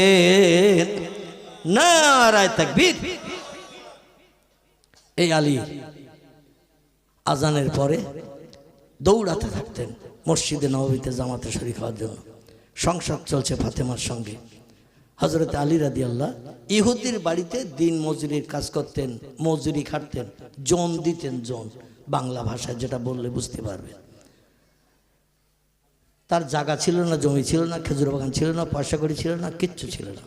ইহুদিদের খেজুর বাগানে যেয়ে পাকা খেজুর পেড়ে দিতেন, আবার বস্তাবন্দি করে বাড়ি পৌঁছে দিতেন। যেদিন গাছে খেজুর পাকা থাকতো না, কুয়া থেকে মশকে করে পানি ভর্তি করে কাঁধে ঝুলিয়ে নিয়ে সেই পানি বাড়িতে যেয়ে বড় বড় পাত্রে ঢেলে দিয়ে আবার কুয়ায় যেতেন, আবার মশকে করে পানি ভর্তি হতেন। ছাগলের চামড়ার মশক। আমি কলকাতা আলিয়ায় যখন পড়তাম 1983-84 সাল, কত সাল বললাম? 1983-84 সাল। 84 সালে আমি ফাইনাল টাইটেল পরীক্ষা দিয়েছিলাম। এখন আমার খেয়াল আছে 83 সালে টাইটেল প্রথম বর্ষে ভর্তি হয়েছিলাম, দ্বিতীয় বর্ষ টাইটেল পড়ছিলাম। তো আমরা যে হোস্টেলে থাকতাম, হোস্টেলটির নাম হলো ইলিয়ট হোস্টেল। কি নাম বললাম? Elliot hostel. এই হোস্টেলে আমাদের কাছে মাটির একটা করে কলসি থাকতো, মাটির কলসি। তো ওই পানি নিয়ে এসে মানে যারা ওই পানি সাপ্লাই করতো আর কি, ওখানে ওরা ওই মশকে করে, ছাগলের চামড়ার মশকে করে পানি এনে এনে ওই মুখটা একটু চেপে ধরে নিয়ে আসতো আর কাঁধে বাঁধিয়ে নিয়ে আসতো। মুখটা একটু ঢল দিত আর হুড় করে পানি কলসির ভিতরে চলে যেত। আমাদের আবার মাসে মাসে পয়সা দিতে হতো, পয়সার বিনিময়ে পানি দিয়ে যেত। পড়াশোনার যাতে কোনো ল্যাপস না হয়, অসুবিধা না হয়, এই জন্য সব রকম ব্যবস্থা সেখানে ছিল, তা পয়সা খরচ করতে হতো। যাই হোক, এইরকম মশক করে আলী কুয়া থেকে বালতি দড়ি ফেলে পানি তুলে মশক ভর্তি করে ইহুদিদের বাড়ি পৌঁছে দিত। তার প্রতিদান 1 দিরহাম, 1.5 দিরহাম, দুদিরহাম কোনোদিন পেয়েছেন, কোনোদিন পান নাই। যেদিন 24 ঘন্টা হয়তো 18 ঘন্টা 24 ঘন্টা এই রকম কাজ করতো, নামাজের অক্ত বাদ দিয়ে নামাজের সময় দৌড়িয়ে নামাজ পড়তে আসতেন, আবার নামাজ হয়ে গেলে আবার কাজে যেয়ে জয়েন করতেন। জোরে বলুন একটু সুবহানাল্লাহ। হযরতে আলী মজুরি খেটে খেটে সংসার নির্বাহ করতেন। পয়গম্বর মোহাম্মদ রসুল্লাহ মাঝে মাঝে জামাই মেয়ের সংসার কেমন চলছে দেখতে যেতেন। এক সময় হযরত আলীর জ্বর হয়েছে, জ্বর, যাকে আরবি ভাষায় বলা হয় বোখার। কি বলা হয়? বোখার। বোখার বাংলা ভাষা আমরা জ্বর বলি, জ্বর। এই জ্বর হয়েছে, এমন জ্বর 1 সপ্তাহ উঠতে পারে না। আচ্ছা, জ্বর হলে গায়ে শক্তি ক্ষমতা হ্রাস হয় না? হয় না? শক্তি ক্ষমতা লোপ পেয়ে যায়। মিষ্টি রসগোল্লা জোরে রুগীর দিলে দেখবেন ওর গালে নিম ফলের মতো লাগে। ঠিক বললাম না ভুল বললাম? মিষ্টি রসগোল্লা যদি কঠিন জ্বর হয় 104-5 জ্বর, দেখবেন রসগোল্লা দিলেও তার গালে তিতো লাগে। কোনো ভালো জিনিস খেতে দিলে খেতে পারে না, শরীর জরাজীর্ণ হয়ে যায়। এই জ্বর হয়ে গেলে দীর্ঘদিন হলে 7-8 দিন একটানা জ্বর, কাজে যেতে পারে না, ফতেমার উনানে হাঁড়ি ওঠে না। দেখতে দেখতে 1 সপ্তাহ কাল উনানে হাঁড়ি ওঠে না। হাসান হোসেন মার কাছে দৌড়িয়ে খেলা করে চলে আসে, ইয়া উম্মি, ও আমার মা জননী, আর তো ক্ষুধার যন্ত্রণা সহ্য করতে পারছি না, 3 দিন হয়ে গেছে একটানা উনানে হাঁড়ি ওঠে না। হযরত মা ফাতেমা বলে, তোমার নানার বাড়ি যাও, নানার বাড়ি যেয়ে দেখো কোনো সুযোগ সুবিধা আছে কিনা, কোনো খাবারের ব্যবস্থা আছে কিনা। 2 নাতি ইমাম হাসান হুসাইন রাদিয়াল্লাহু আনহুমা 2 জন দৌড়িয়ে ছুটে আসতেন নানার বাড়ি। নানিমা হযরত আয়েশাতুল হুমায়রা, উম্মে সালমা, উম্মে হাবিবা, জায়নাব বিনতে জাহাশ, জায়নাব বিনতে খুজাইমা, সাউদা, সুফিয়া, মাইমুনা, জাওয়ারিয়া, মারিয়া, এরা ছিল নবীজির স্ত্রীগণ। এদের বাড়িতে আসলে যে কোনো একজন স্ত্রীর ঘর থেকে কিছু না কিছু খাবারের ব্যবস্থা হতো। জোরে বলুন একটু সুবহানাল্লাহ। দেখতে দেখতে 7 দিন হয়ে গেছে, হযরত আলী কাজে যেতে পারে না। হাসান হোসেনকে ফাতেমা বলে, নানার বাড়ি যাও, নানি আম্মাদের কাছে যাও। হাসান হোসেন বলে, এক বাড়িতে কতবার যাব, কতবার যে হাত পাতবো, আমাদের কি মান সম্মান নাই? আমরা হলাম তাম দুনিয়ার যুবকদের সর্দার, আমাদের বিনা অনুমতিতে কোনো যুবক পুরুষ জান্নাতে যেতে পারবে না। আল্লাহ জান্নাতে যেতে গেলে আমাদের অনুমতির দরকার হবে। আর আমরা বারবার নানি মার কাছে আর নানি আম্মার কাছে হাত পেতে এইভাবে খাবার চাবো, ভিক্ষা করব, এটা আমাদের আর পছন্দ হয় না। আল্লাহ নবী বললেন, ইসলাম শরীয়তের 2টি হালাল কাজ হলো সব থেকে নিকৃষ্ট। 2টি হালাল কাজ ইসলাম শরীয়তের সব থেকে নিকৃষ্ট হালাল। এর থেকে কম দরজার হালাল কাজ আর কিছু নাই। কাজটা হালাল, অবৈধ না বৈধ, তবে একেবারে নিকৃষ্ট হালাল, নিম্ন হালাল। সাহাবীরা বললেন, মা হিয়া ইয়া রাসূলুল্লাহ, সেই কাজ দুটো কি কি? নিম্ন হালাল, যদিও হালাল যদিও ভালো, কিন্তু নিম্ন কাজ, কাজ দুটো কি কি? নবীজি বললেন, 1 নম্বরের কাজ হলো স্ত্রীর তালাক দেওয়া। কি দেওয়া? স্বামী স্ত্রীতে মতদ্বন্দ্ব হয়েছে, ঝগড়াঝাটি হয়েছে, কথা কাটাকাটি হয়েছে, আর সঙ্গে সঙ্গে একে দমে 11 বার বলে দিয়েছে, তোরে তালাক দিলাম, তালাক দিলাম, তালাক দিলাম, তালাক দিলাম, একদমে যতবার বলা যায়। খিদিরপুরে অবশ্য এত বলে না, আমাদের গ্রামে এরকম ঘটনা অনেক জায়গায় ঘটেছে। দুর্ভাগ্য, এখনো তারা সেই স্ত্রী নিয়ে ঘর সংসার করছে, এখনো তারা সেই স্ত্রী নিয়ে ঘর সংসার করছে, স্ত্রীকে শোধরিয়ে নেয়নি। ইসলাম শরীয়তের নিয়ম আছে, রাগের মাথায় পড়ে যদি স্ত্রীর তালাক দেয় কেউ, ধৈর্য ধরতে না পারে, ইসলাম শরীয়তের নিয়ম আছে স্ত্রীকে আবার নেওয়ার, কিন্তু সেটা তাহলিল করতে হবে, অন্য জায়গায় বিয়ে দিতে হবে, সে স্বামী ছেড়ে দেবে, 3 মাস 10 দিন পরে আবার আপনি বিয়ে করে পুরনো স্ত্রীর ঘরে তুলতে পারবেন। কিন্তু এই অপরের কাছে বিয়ে দিতে হবে, এটার কেউ মেনে নিতে চাচ্ছে না।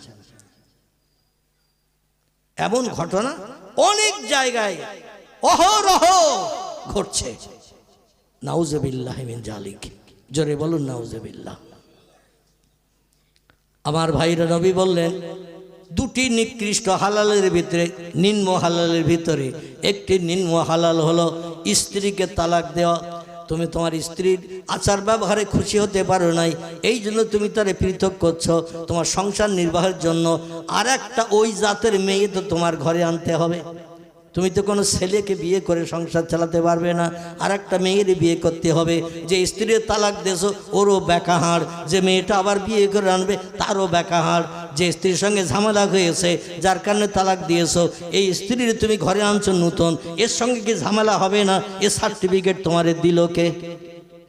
কি বোঝা গেল?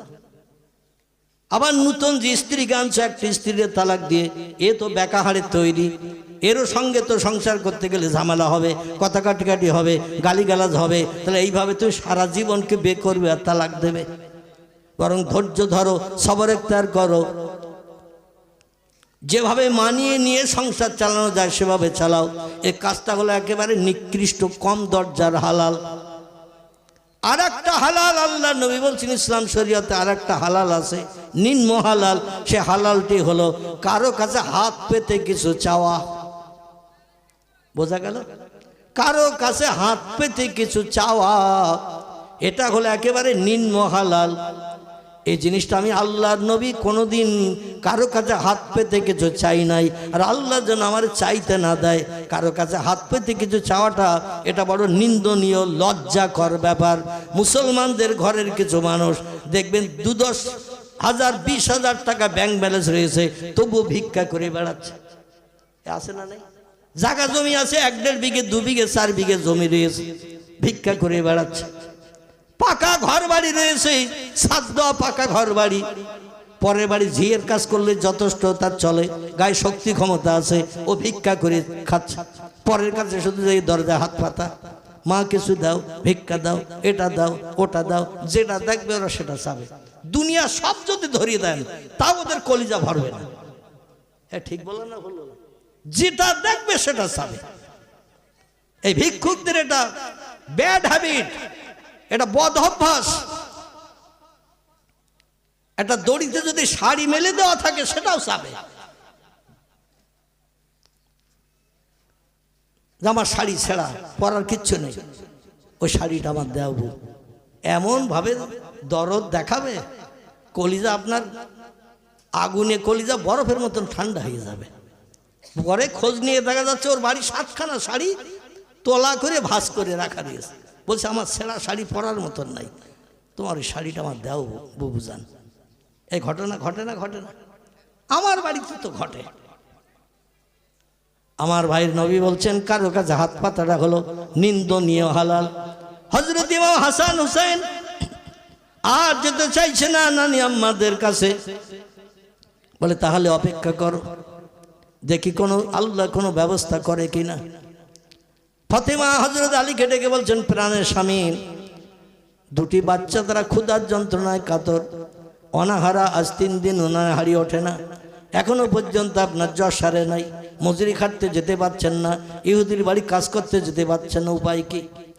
আলী বললেন, এ ফাতেমা, আমিও বাচ্চাদের মুখের দিকে তাকিয়ে দেখলাম মুখ শুকনো হয়ে গেছে, কতদিন আর লোকের বাড়ি যে এইভাবে খাবার চাবে? নবী নন্দিনী ফাতেমার সন্তান হিসাবে দেখি কিছু করা যায় কিনা।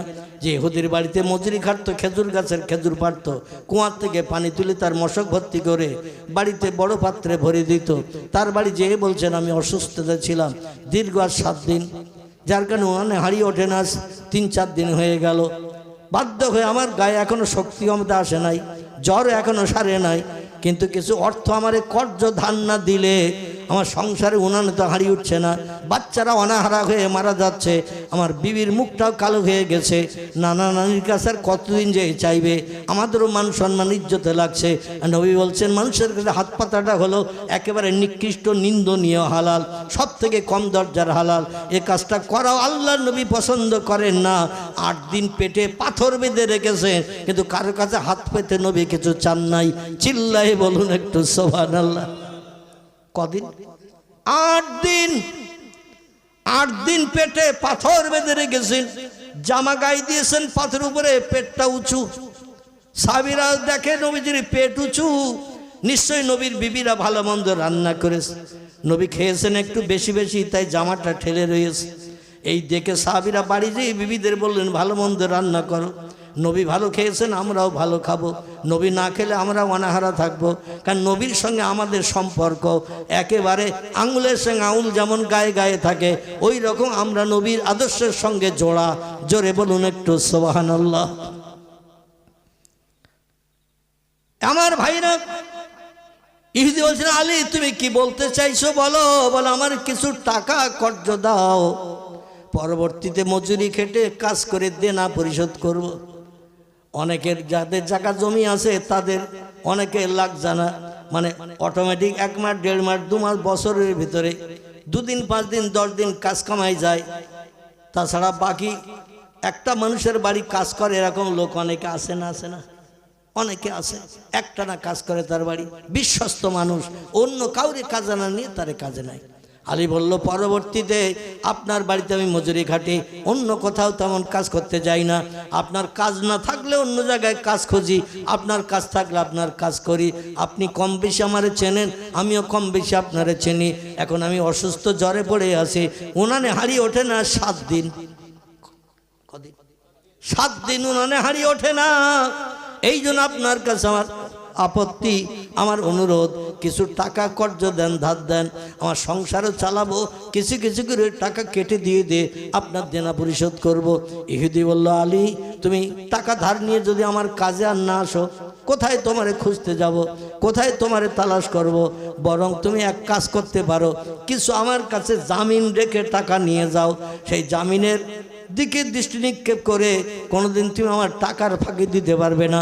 আমাদের দেশে দেখবেন এই ধরনের সুদের ব্যবসা প্রচলিত আছে, আছে না নেই? আমার 1 ভরি সোনা রেখে দেন, 20,000 টাকা দেন, আমি এই টাকাটা নিয়ে একটু আমার কাজে লাগাই, পরবর্তীতে আমি সোনাটা ফিরিয়ে নিয়ে যাব আর আপনার টাকাটা দিয়ে যাব। আছে না এরকম? অনেক অন্যান্য জিনিসপত্র কারো কাছে রেখে, অনেকে আমানত স্বরূপ কারো কাছে কোনো জিনিসপত্র রেখে টাকা পয়সা ধার কর্জ নেয়। কারণ এই জিনিসটা আমার কাছে রাখলে তুমি যে টাকা ধার নিয়েছো তোমার মনে থাকবে, টাকাটা ছাড়িয়ে নিয়ে যেতে হবে, কারণ জিনিসটার যে দাম তার থেকে কম টাকা তোমারে দিয়েছি। এই জন্য বেশি টাকা দামের জিনিস তোমার স্মরণে থাকবে, ফেরত নিয়ে তুমি যাবে। এই জন্য আমার টাকাটা আর মার যাবে না, এই জন্য কিছু আমারে দিয়ে যাও। আলী বলেন, আমার ঘরে যদি কিছু থাকতো আপনার কাছে আমি আর কর্জ চাইতে, ধার চাইতে আসতাম না। সোনা নাই, রূপা নাই, টাকা নাই, পয়সা নাই, জায়গা নাই, জমি নাই যে বিক্রি করব। আমার শ্বশুর মশাই জুলহলাই বস্তিতে একটা ভাড়া বাড়ি ঠিক করে আমাদের বসবাসের জন্য দিয়েছেন। মাসে মাসে যে ভাড়া দিতে হয় ওটা আমি আলী দিই না, আমার শ্বশুর দিয়ে দেয়। জোরে বলুন একটু সুবহানাল্লাহ। ইহুদি বলছেন, আলী কিন্তু আমি এমনি এমনি টাকা কর্জ দিয়ে তোমারে খুঁজে বেড়াবো না। তুমি যতই আমার বাড়ির কাজ করো, কম বেশি তোমারে চিনি, তুমি আমারে চেনো, কিন্তু এমনি এমনি টাকা ধার দিতে পারবো না। আলী বললেন, তাহলে আর কি করতে পারি? আমার বাচ্চাদের মুখে আমি আর কি দেব? অনাহারা হয়ে তারা মারা যাবে, এটাই কি আপনি চান? ইহুদি বলছে, আলী একটা পথ অবলম্বন করলে আমি কিছু টাকা কর্জ দিয়ে তোমার সংসার নির্বাহের ব্যবস্থা করে দিতে পারি। আলী বললেন, ও ইহুদি ভাই, কি করলে তুমি কর্জ দেবে বলো? এখন নিরুপায় হয়ে যেটা বলবো আমি সেটা করব। বলে, তোমার 2টো ছেলে আছে না? হযরত আলী বলছেন, নাম ইয়াখি, হ্যাঁ আমার 2টো ছেলে আছে। বলে, ছেলে 2টোর নাম কি? বলে, একটার নাম হাসান, একটার নাম হোসাইন। বলে, ছেলে 2টো আমার কাছে তুমি রেখে যাও, আর এই টাকা নিয়ে যাও তুমি 200 দিরহাম। কত? 200 টাকা। 200 টাকা সৌদি আরবের দিরহাম বলা হয়। 200 টাকা তুমি কর্জ নিয়ে যাও, আর 2টো ছেলের আমার কাছে আমানত স্বরূপ রেখে যাও। যেমন সোনা দানা বন্ধক রাখি আমরা, রাখি না অনেকে?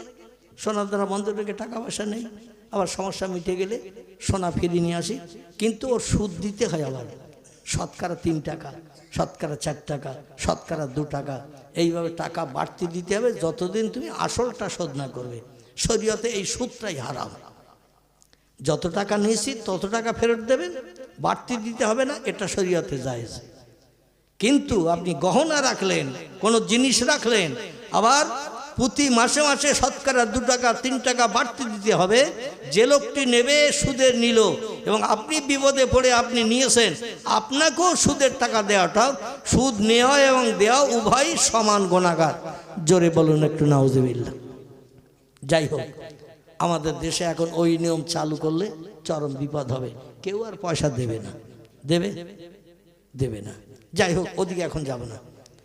আমার ভাইরা হযরত আলীকে বললেন, তোমার ছেলে দুটো আমার কাছে আমানত রেখে যাও, কারণ আমি যতটুকু শুনেছি হাসান হুসেনকে বড় ভালোবাসো, বড় মহব্বত করো, প্রেম করো, এবং তোমার শ্বশুরের চেহারার সঙ্গে হাসান হুসেনের চেহারার অবিকল মিল আছে, না দেখলে তুমি থাকতে পারবে না। এই জন্য আমার ঘর থেকে তোমার ছেলেদের ফিরিয়ে নিয়ে যাওয়ার জন্য তুমি ব্যস্ত হয়ে পড়বে, তাড়াতাড়ি ফিরিয়ে নিয়ে যাবে, আর আমার 200 দিরহামের কর্জ আদায় করে দিয়ে যাবে। এই জন্য আমি তোমার হাসান হুসেন দুটি ছেলে ছাড়া এমনি 200 দিরহাম দেব না।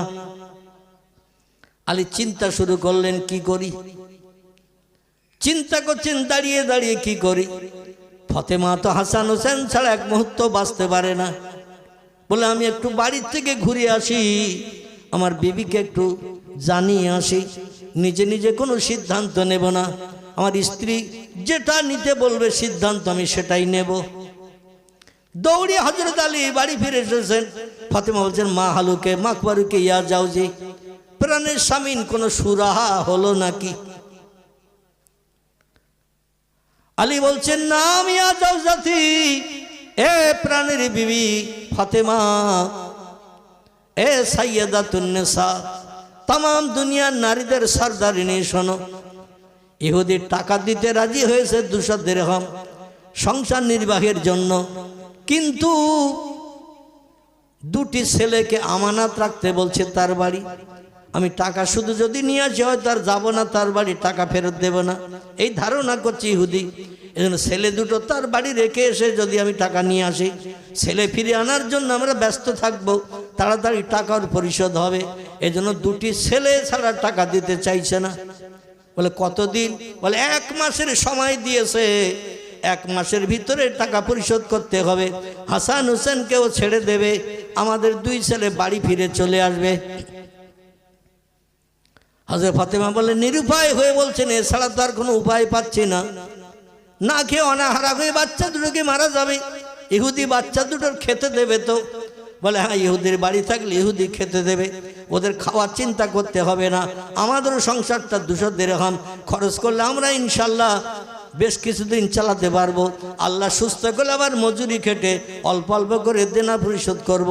আর 1 মাসের সময় নিয়েছি যখন, আর অসুবিধা নাই, 1 মাসের ভিতরে 200 দিরহাম আমি কিছু কিছু গস্তিত রেখে রেখে শোধ করে হাসান হোসেনকে বাড়ি ফিরিয়ে আনবো। ফাতেমা বলেন, না মিয়া যাওজি, এ প্রাণের স্বামী, তবে তাই হোক, আপনার কথার উপরে কথা বলবো না। সংসারের এই দুশ্চিন্তা দূর করার জন্য, অভাব দূরীকরণের জন্য আপনি যে সিদ্ধান্ত নিয়েছেন, আপনার সিদ্ধান্ত আমি একমত হলাম। তবে সংসারে পরিচালনার জন্য যেটা আয় করে নিয়ে আসবেন, একটু কম কম সংসারে খরচ করে টাকা গস্তিত রেখে 1 মাসের ভিতরে ফিরে আনার চেষ্টা করবেন। আলী বললেন, না মিয়া যাও জাতি, ওটা আমারে বলতে হবে না, তোমার বাবা আমারে বলেছে, আনা মদিনাতুল ইলমে ওয়া আলিউন বাবুহা, আমি হলাম জ্ঞানের শহর, আর ওই শহরের দরজা হলো হযরতে আলী। তোমার বাবা আমার নামে সার্টিফিকেট দিয়েছে, তাম দুনিয়ার মুসলমানদের ভিতরে, ইমানদার মোমেনদের ভিতরে আল্লাহ পাক পয়গম্বরের পরে আমার জ্ঞান সব থেকে বেশি দিয়েছেন। তাম পৃথিবীর মুসলমানদের ভিতরে পয়গম্বরের পরে আল্লাহ যদি কাউরে ইসলাম শরীয়তের জ্ঞান দিয়ে থাকেন, সে জ্ঞানটা আল্লাহ আমাকেই বেশি দিয়েছেন। জোরে বলুন একটু সুবহানাল্লাহ। অবশ্যই আমি চিন্তা ভাবনা রাখবো। ফাতেমার 2 বেটাকে বাবার সঙ্গে পাঠিয়ে দিলেন, যাও বাবা, তোমার বাবা তোমাদের নিয়ে যাচ্ছেন কোন এক জায়গায় কিছু দেখাতে। বললেন না যে তোমাদের 2 জনকে রেখে বাড়ি চলে আসবে কিছু টাকা কর্জ নিয়ে, তার বলেননি, বললে হয়তো তারা যাবে না। সংক্ষেপ কথা, আমার ভাইয়ের এই 2 জনকে নিয়ে এবার ইহুদির কাছে দিয়ে দিলেন। ইহুদি বলল, শোনো, 1 মাসের ভিতরে কিন্তু টাকা পরিশোধ করতে হবে। 1 মাসের ভিতরে, 1 মাসের ভিতরে কিন্তু টাকা পরিশোধ করতে হবে। 1 মাসের ভিতরে যদি টাকা পরিশোধ না করো, তাহলে কিন্তু সন্ধ্যা গড়িয়ে গেলে, সূর্য অস্তমিত হয়ে গেলে হাসান হোসেন কিন্তু আর ফেরত হবে না। সন্ধ্যাবেলা সূর্য পশ্চিম দিকে অস্তমিত হয়ে গেলে হাসান হোসেন কিন্তু আর ফেরত হবে না। 1 মাসের ভিতরে তোমাকে টাকা পরিশোধ করতে হবে। আলী দিন মজুরি করে, সংসার চালায়, কিছু কিছু অর্থ রেখে দিয়ে দেখতে দেখতে দেখা গেল 1 মাস হতে আর 1 দিন বাকি, 200 দিরহাম টাকা জোগাড় হয়নি। মাগরিবের নামাজ পড়তে গেছেন হযরতে আলী। আসরের সময় থেকে হযরত আলী নবী সাহাবীদের কাছে বলছেন, ভাইরা আমি একটু বিপদগ্রস্ত আছি, দুশ্চিন্তায় আছি। আমি একজনের কাছ থেকে 200 দিরহাম এনেছিলাম ধার করে, আজকের ভিতরে সন্ধ্যার আগে টাকা ফেরত দিয়ে দিতে হবে। কিন্তু আমি বহু মানুষের কাছে হাত পেতেছি, আমি অভাবী গরিব মানুষ বলে কেউ আমার কর্জ দিল না। শেষ পর্যন্ত আমার হাসান হোসেন কি ঘরে ফেরত আসবে না। সবাই বলল আমাদের কাছে এমন অর্থ নাই, টাকা নাই যে তোমারে দিয়ে হাসান হোসেনের উপকার করব। টাকা দিয়ে ইহুদির কাছ থেকে 2 বেটারে ফেরত নিয়ে আসবে, আমাদের তেমন পয়সা নাই। দেখতে দেখতে মাগরিবের আজান হয়ে গেছে। বেলাল হাবশী আজান ধ্বনি দিয়েছেন। আল্লাহর পয়গম্বর মাগরিবের জামাতে নামাজ পড়াচ্ছেন। আলী রাদিয়াল্লাহু কাতারে দাঁড়িয়ে গেছেন। হাসান হোসেন কিন্তু এখন ইহুদির বাড়ি। মাগরিবের নামাজ হয়ে গেল, পয়গম্বর নামাজ শেষ করে দিলেন, সাহাবীরাও নামাজ শেষ করে সে আপন আপন গন্তব্যে বাড়ি চলে যাচ্ছেন। হযরতে আলী মাথা নিচু করে চোখ দিয়ে ঝরঝর করে মসজিদে নববীর বারান্দা, মসজিদে নববীর জমিনের জায়নামাজের পাটি ভিজাতে শুরু করেছেন। কান্নার একটা আওয়াজ, কুনকুন করে আওয়াজ হচ্ছে। আল্লাহ নবী বললেন, মাপ কুকা ইয়া আইয়ুহাল আসহাব, এ সাহাবীরা মাগরিবের নামাজ হয়ে গেল, সবাই আপন আপন গন্তব্যস্থানে ঘরে ঘরে ফিরে গেল। কিন্তু কোথা থেকে একটা করুণ কান্নার আওয়াজ আসছে। কে কাঁদছে একটু দেখো বলো। সাহাবীরা খোঁজ নিয়ে দেখে আলী রাদিয়াল্লাহু মাথা নিচু করে মসজিদ নববীর ভিতরে বড়ে বসে কুনকুন করে কাঁদছেন, হাউ হাউ করে তিনি কাঁদছেন। কান্নার আওয়াজটা একটু আস্তে আস্তে হচ্ছে, জোরে জোরে কাঁদেন না। সাহাবীরা বলে, ইয়া রাসূলুল্লাহ, আপনার প্রিয় জামাই ফাতেমার স্বামী কান্না করছে, ফাতেমার স্বামী কান্না করছে ইয়া রাসূলুল্লাহ। আল্লাহ নবী বলেন, আলীর আমার কাছে ডাকো। পয়গম্বর মুহাম্মদ রাসূলুল্লাহর কাছে আলীকে ডাকা হলো। আলীকে বলল, মাপ কুকা ইয়া আলী ইবনে আবি তালিব, এ আবু তালেবের বেটা আলী, তুমি কাঁদছো কেন? হযরত আলী বললেন, ইয়া রাসূলুল্লাহ, হাসান হোসেন ইহুদির বাড়ি জামিনদার, 200 দিরহাম এনেছিলাম। আজকের মাগরিবের ভিতরে সন্ধ্যা হওয়ার আগে টাকা ফেরত দেওয়ার কথা ছিল, কিন্তু আমি টাকা জোগাড় করতে পারিনি। অনেক নবী সাহাবীদের কাছে ধার চেয়েছে, কর্জ চেয়েছে, তারা কেউ দিয়ে আমার এই বিপদ থেকে উদ্ধার করতে পারেননি। তাই আর আমার 2 বেটাকে ইহুদি ফেরত দেবে না। সন্ধ্যা হয়ে গেছে, মাগরিবের নামাজ হয়ে গেছে, এই জন্য আমি ফাতেমার কাছে যে কি জবাবদিহি করবো ইয়া রাসূলুল্লাহ। তার 2 বেটার চেহারা আর ফাতেমা দেখতে পাবে না, ইহুদি ওদের আর ছাড়বে না। তাই আমি বসে বসে নিরুপায় হয়ে কাঁদছি। রাসূল বললেন, এ আলী তুমি কেঁদো না, তুমি কেঁদো না। আল্লাহ পাক আমি পয়গম্বর মুহাম্মদ রাসূলুল্লাহ আমাকে এখন হায়াতে বাঁচিয়ে রেখেছেন। জোরে বলুন একটু সুবহানাল্লাহ। নবী বললেন, আলী কত টাকা তুমি জামিন রেখে হাসান হোসেনকে রেখে এসেছো? বলে, ইয়া রাসূলুল্লাহ 200 দিরহাম। বলে, 200 দিরহাম যদি হয় তাহলে আমার সাহাবীরা যারা মসজিদে নববীতে আছে তাদের একটু ডাকো। সাহাবীদের ডাক দেয়া হলো, সাহাবীরা এসে হাজির হলো। আল্লাহ বললেন, তোমাদের কারো কাছে 200 দিরহাম কর্জ পাওয়া যাবে। হাসান হোসেনকে জামিন থেকে মুক্তি করে নিয়ে বাড়ি ফিরিয়ে আনা হবে। ফাতেমার দুলাল ফাতেমার ঘরে আসবে। আজকের সন্ধ্যার ভিতরে টাকা দেওয়ার কথা ছিল, কিন্তু মাগরিবের নামাজ অতিবাহিত হয়ে গেছে, রাত হয়ে গেছে, সূর্য অস্তমিত হয়ে গেছে। এখন 200 দিরহাম তোমরা কে দিতে পারবে? নবী সাহাবীরা বলে, ইয়া রাসূলুল্লাহ, নামাজ পড়তে এসেছি খালি হাতে, আমাদের কাছে তো পয়সা নাই। ওসমান রাদিয়াল্লাহু যখন যেথায় যেতেন সবসময় কাছে পয়সা রাখতেন। জোরে বলুন একটু সুবহানাল্লাহ। এই জন্য তার নামের পাশে সার্টিফিকেট দেওয়া হয়েছে, ওসমান গনি, মদিনার ধনী। জোরে বলুন একটু সুবহানাল্লাহ।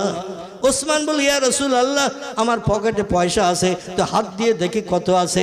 বিসমিল্লাহ শরীফ পাঠ করে পকেটে হাত দিলেন, দিয়ে যা ছিল বার করেছেন, দেখা গেল 200 দিরহাম। জোরে বলুন সুবহানাল্লাহ। হযরতে ওসমানকে নবী বললেন, ওসমান, জান্নাত আমার একজন বন্ধু থাকবে, সে বন্ধু আবু বকর নয়, ওমরও নয়, ওসমান তুমি ছাড়া, আর আলী নয়, অন্য আব্দুর রহমান বিন আউফ নয়, জুবাইর বিন আওয়াম নয়, সাদ বিন আবি ওয়াক্কাস নয়, তলহা নয়, এমন করে অন্য অন্য সাহাবীরা কেউ নয়। আমার জান্নাতের বন্ধু হবে তুমি। জোরে বলুন একটু সুবহানাল্লাহ। ওসমানের হাতে টাকা নিয়ে আল্লাহর পয়গম্বর আলীর কাছে দিয়ে বললেন, যাও এই টাকা নিয়ে যাও, ইহুদির দেনা পরিশোধ করে হাসান হোসেনকে নিয়ে এসো। এই জন্য আমি 1 মাসাধিক কাল হাসান হোসেনকে দেখি না, দৌড়িয়ে দৌড়িয়ে আসে, আমার সঙ্গে গল্পগুজব করে, আমার সঙ্গে খেলা করে, কিন্তু তাদের আর দেখি না। জামিন রেখেছো তাও তো আমারে বলো নাই। আলী বলছি, ইয়া রাসূলুল্লাহ, এখন আর টাকা দিয়ে কোনো লাভ হবে না, টাকা নিয়ে গেলে লাভ হবে না। নবী বললেন, কেন? বলে, সন্ধ্যার আগে টাকা দেওয়ার ওয়াদা ছিল, রাত হয়ে গেছে, মাগরিবের নামাজ হয়ে গেছে, রাতের বেলা টাকা দিলে ইহুদি নেবে না। নবী বললেন, আমি যাই নামাজের পার্টিতে আবার নফল নামাজে বসছি, আল্লাহর কাছে হাত তুলে তোমার 2 বেটার জন্য দোয়া করছি, যাও, আল্লাহ ডুবান্ত সূর্য আবার উদয় করে দিন তৈরি করে দেবে। জোরে বলুন একটু সুবহানাল্লাহ। লম্বা ঘটনা আর আলোচনা করব না। পীরজাদা হুজুর কেবল এসেছেন, তিনি আপনাদের কাছে দীর্ঘ সময় ধরে আলোচনা রাখবেন ইনশাল্লাহ। ইহুদির বাড়ি হজরতে আলী গেল, যে বললেন, উনি নিতে চাইলেন না, বলে একটু বাইরে বার হও, পশ্চিম দিকে তাকাও, সূর্য যদি আপনার নজরে দেখা যায় তাহলে দিন আছে, এটাই প্রমাণ হবে, আর আমার টাকা আপনি নেবেন, 2 বেটারে ফেরত দেবেন। ইহুদি বলে, রাত কয়েক ঘন্টা হয়ে গেছে, আর এখন তোমার ছেলে তুমি ফেরত দিতে আসছো, এটা হবে না। বলে, একটু বাইরে বেরিয়ে দেখো। বাইরে বেরিয়ে দেখে পশ্চিম আকাশে সূর্য উদয় হয়ে দিনের আলো দিয়ে আস্তে আস্তে ডগমগ করে নিচের দিকে নামতে শুরু করেছে। চিল্লায় বলুন একটু সুবহানাল্লাহ, নারায়ে তাকবীর। এই দৃশ্য দেখে ইহুদি হযরত আলীর কাছে বলল, তোমাদের সেই পয়গম্বরের কাছে আমারে নিয়ে যাও, তোমাদের পয়গম্বর মুহাম্মদ রাসূলুল্লাহ যদি ডুবন্ত সূর্যকে উদয় করে দিনের আলো দেখিয়ে দিতে পারে, নিশ্চয়ই বেশক তিনি আল্লাহর আখেরি জমানার পয়গম্বর, এতে কোনো সন্দেহ নাই। আমি আর ইহুদি থাকবো না, কলেমা পড়ে মুসলমান হয়ে তোমাদের জাত ভাই হয়ে যাব। জোরে বলুন একটু আমিন। ওমা আলাইনা ইল্লাল বালাগ। হুজুরের কাছে বেয়াদবির জন্য আমি ক্ষমা চাচ্ছি, মানে ঘটনাটা একেবারে শেষ অঙ্কে এসে গিয়েছিল, এই জন্য 2-4 মিনিট একটু বসিয়ে রাখলাম, এটা বেয়াদবি হলো। যাই হোক, আমি তার কাছে ক্ষমা চাচ্ছি। আগামী আর 2টো তথ্য এখনো বাকি আছে না, ওটা ইনশাল্লাহ অন্য দিন আবার আলোচনা করব। না, হয়ে গেছে, আমার হয়ে গেছে, বলা হয়ে গেছে। আমি এই ঘটনাটা শেষ করলাম, আর 2টি তথ্য বাকি আছে, মরা জেন্দা এবং আল্লাহ পাক রেজেক রুজি কেমন দেয়। আয়াতে 3টি তথ্য আল্লাহ দিয়েছিলেন, একটা হলো মরাকে জেন্দা করা এবং দিনকে রাত করা, এবং আল্লাহ রেজেক রুজি কেমন দেন বান্দাদের, বান্দারা নিজেরাও কল্পনা করে বুঝতে পারে না। যাই হোক, একটি তত্ত্ব পরিবেশন করলাম, 2টি তত্ত্ব বাকি আছে। আগামীতে ইনশাআল্লাহ আল্লাহ যখন যদি সময় সুযোগ দেন, হায়াতে বাঁচিয়ে রাখেন, তত্ত্ব পরিবেশন করব। ওমা আলাইনাল বালাগ। উচ্চ রবে একটু তাকবীর ধ্বনি দেন, নারায়ে তাকবীর। ওয়াজ শোনার মতন ইচ্ছা আপনাদের নেই দেখছি আমি, মানে এখানে দোয়া করে দিয়ে তাবারক দিয়ে বাড়ি যাওয়াটা বোধহয় ভালো হবে নাকি। কিন্তু তাহলে দাওয়াত করেছেন কেন? দাওয়াত করে তাবারক হয়ে গেছে, শুধু আমি বুঝতে পারতেছি তাবারক হয়ে গেছে, কিন্তু এক্ষুনি তো দেওয়া হবে না। যদি এক্ষুনি দেওয়ার চিন্তা ভাবনা থাকতো তাহলে আর হুজুরকে দাওয়াত করার কোনো দরকার হতো না। অন্তত ঘুম ঢোল হলো ভাবটা কাটাতে হবে। একটু জোরে উচ্চ রবে আওয়াজ দেন, নারায়ে তাকবীর, আল্লাহু আকবার, নারায়ে তাকবীর, আল্লাহু আকবার। পীরজাদা হুজুর কেবলা, পীরজাদা হুজুর কেবলা জিন্দাবাদ, সিলসিলায়ে ফুরফুরা শরীফ জিন্দাবাদ, সিলসিলায়ে হক ফুরফুরা শরীফ জিন্দাবাদ, নারায়ে তাকবীর, আল্লাহু আকবার। প্রাণ ভরে উচ্চ রবে দরুদ শরীফ। কেউ যেন উঠবেন না। এই উঠতেছে কেন? এই পেশাব লিখেছে, হ্যাঁ পেশাব লিখে নাকি? আল্লাহু আকবার। 2 ঘন্টা একটু বসে থাকা যায় না? আমরা বুড়ো হয়ে গেছি, 64 বছর বয়সে, এখনো তো 3 ঘন্টা 3.5 ঘন্টা বসে থাকি, আর 2 ঘন্টা বসা যাচ্ছে না। এক্ষুনি ওটা শুরু, আর কেউ উঠবেন না। যে উঠেছে উঠেছে, আর কেউ উঠবেন না। উচ্চ রবে মোহাম্মদের দরুদ শরীফ। আল্লাহুম্মা সাল্লি আলা। আলহামদুলিল্লাহ, দীর্ঘক্ষণ আলোচনা করছিলেন, আমরা শুনছিলাম, খুবই ভালো লাগছিল, খুবই জ্ঞান গরিমার কথা বলছিলেন, কোরআন ও হাদিস থেকে তত্ত্বভিত্তিক আলোচনা করছিলেন। তখন আমাদের সেই চির আকাঙ্ক্ষিত, আমাদের মনের মানুষ, ভালোবাসার মানুষ, মহব্বতের মানুষ, সুদূর হুগলি জেলা হরিণখোলা দরবার শরীফ থেকে আগত আমাদের মহব্বতের ভাইজান জনাব পীরজাদা মহিবুল্লাহ হুসাইনি ভাইজান, তিনি আমাদের মাঝে উপস্থিত হয়েছেন, আপনারা সকলেই চলে আসুন, এই জান্নাতের বাগানে বসে যান। রাস্তায় যারা এখনো আছেন, বাড়িতে বসে আছেন, সকলেই চলে আসেন।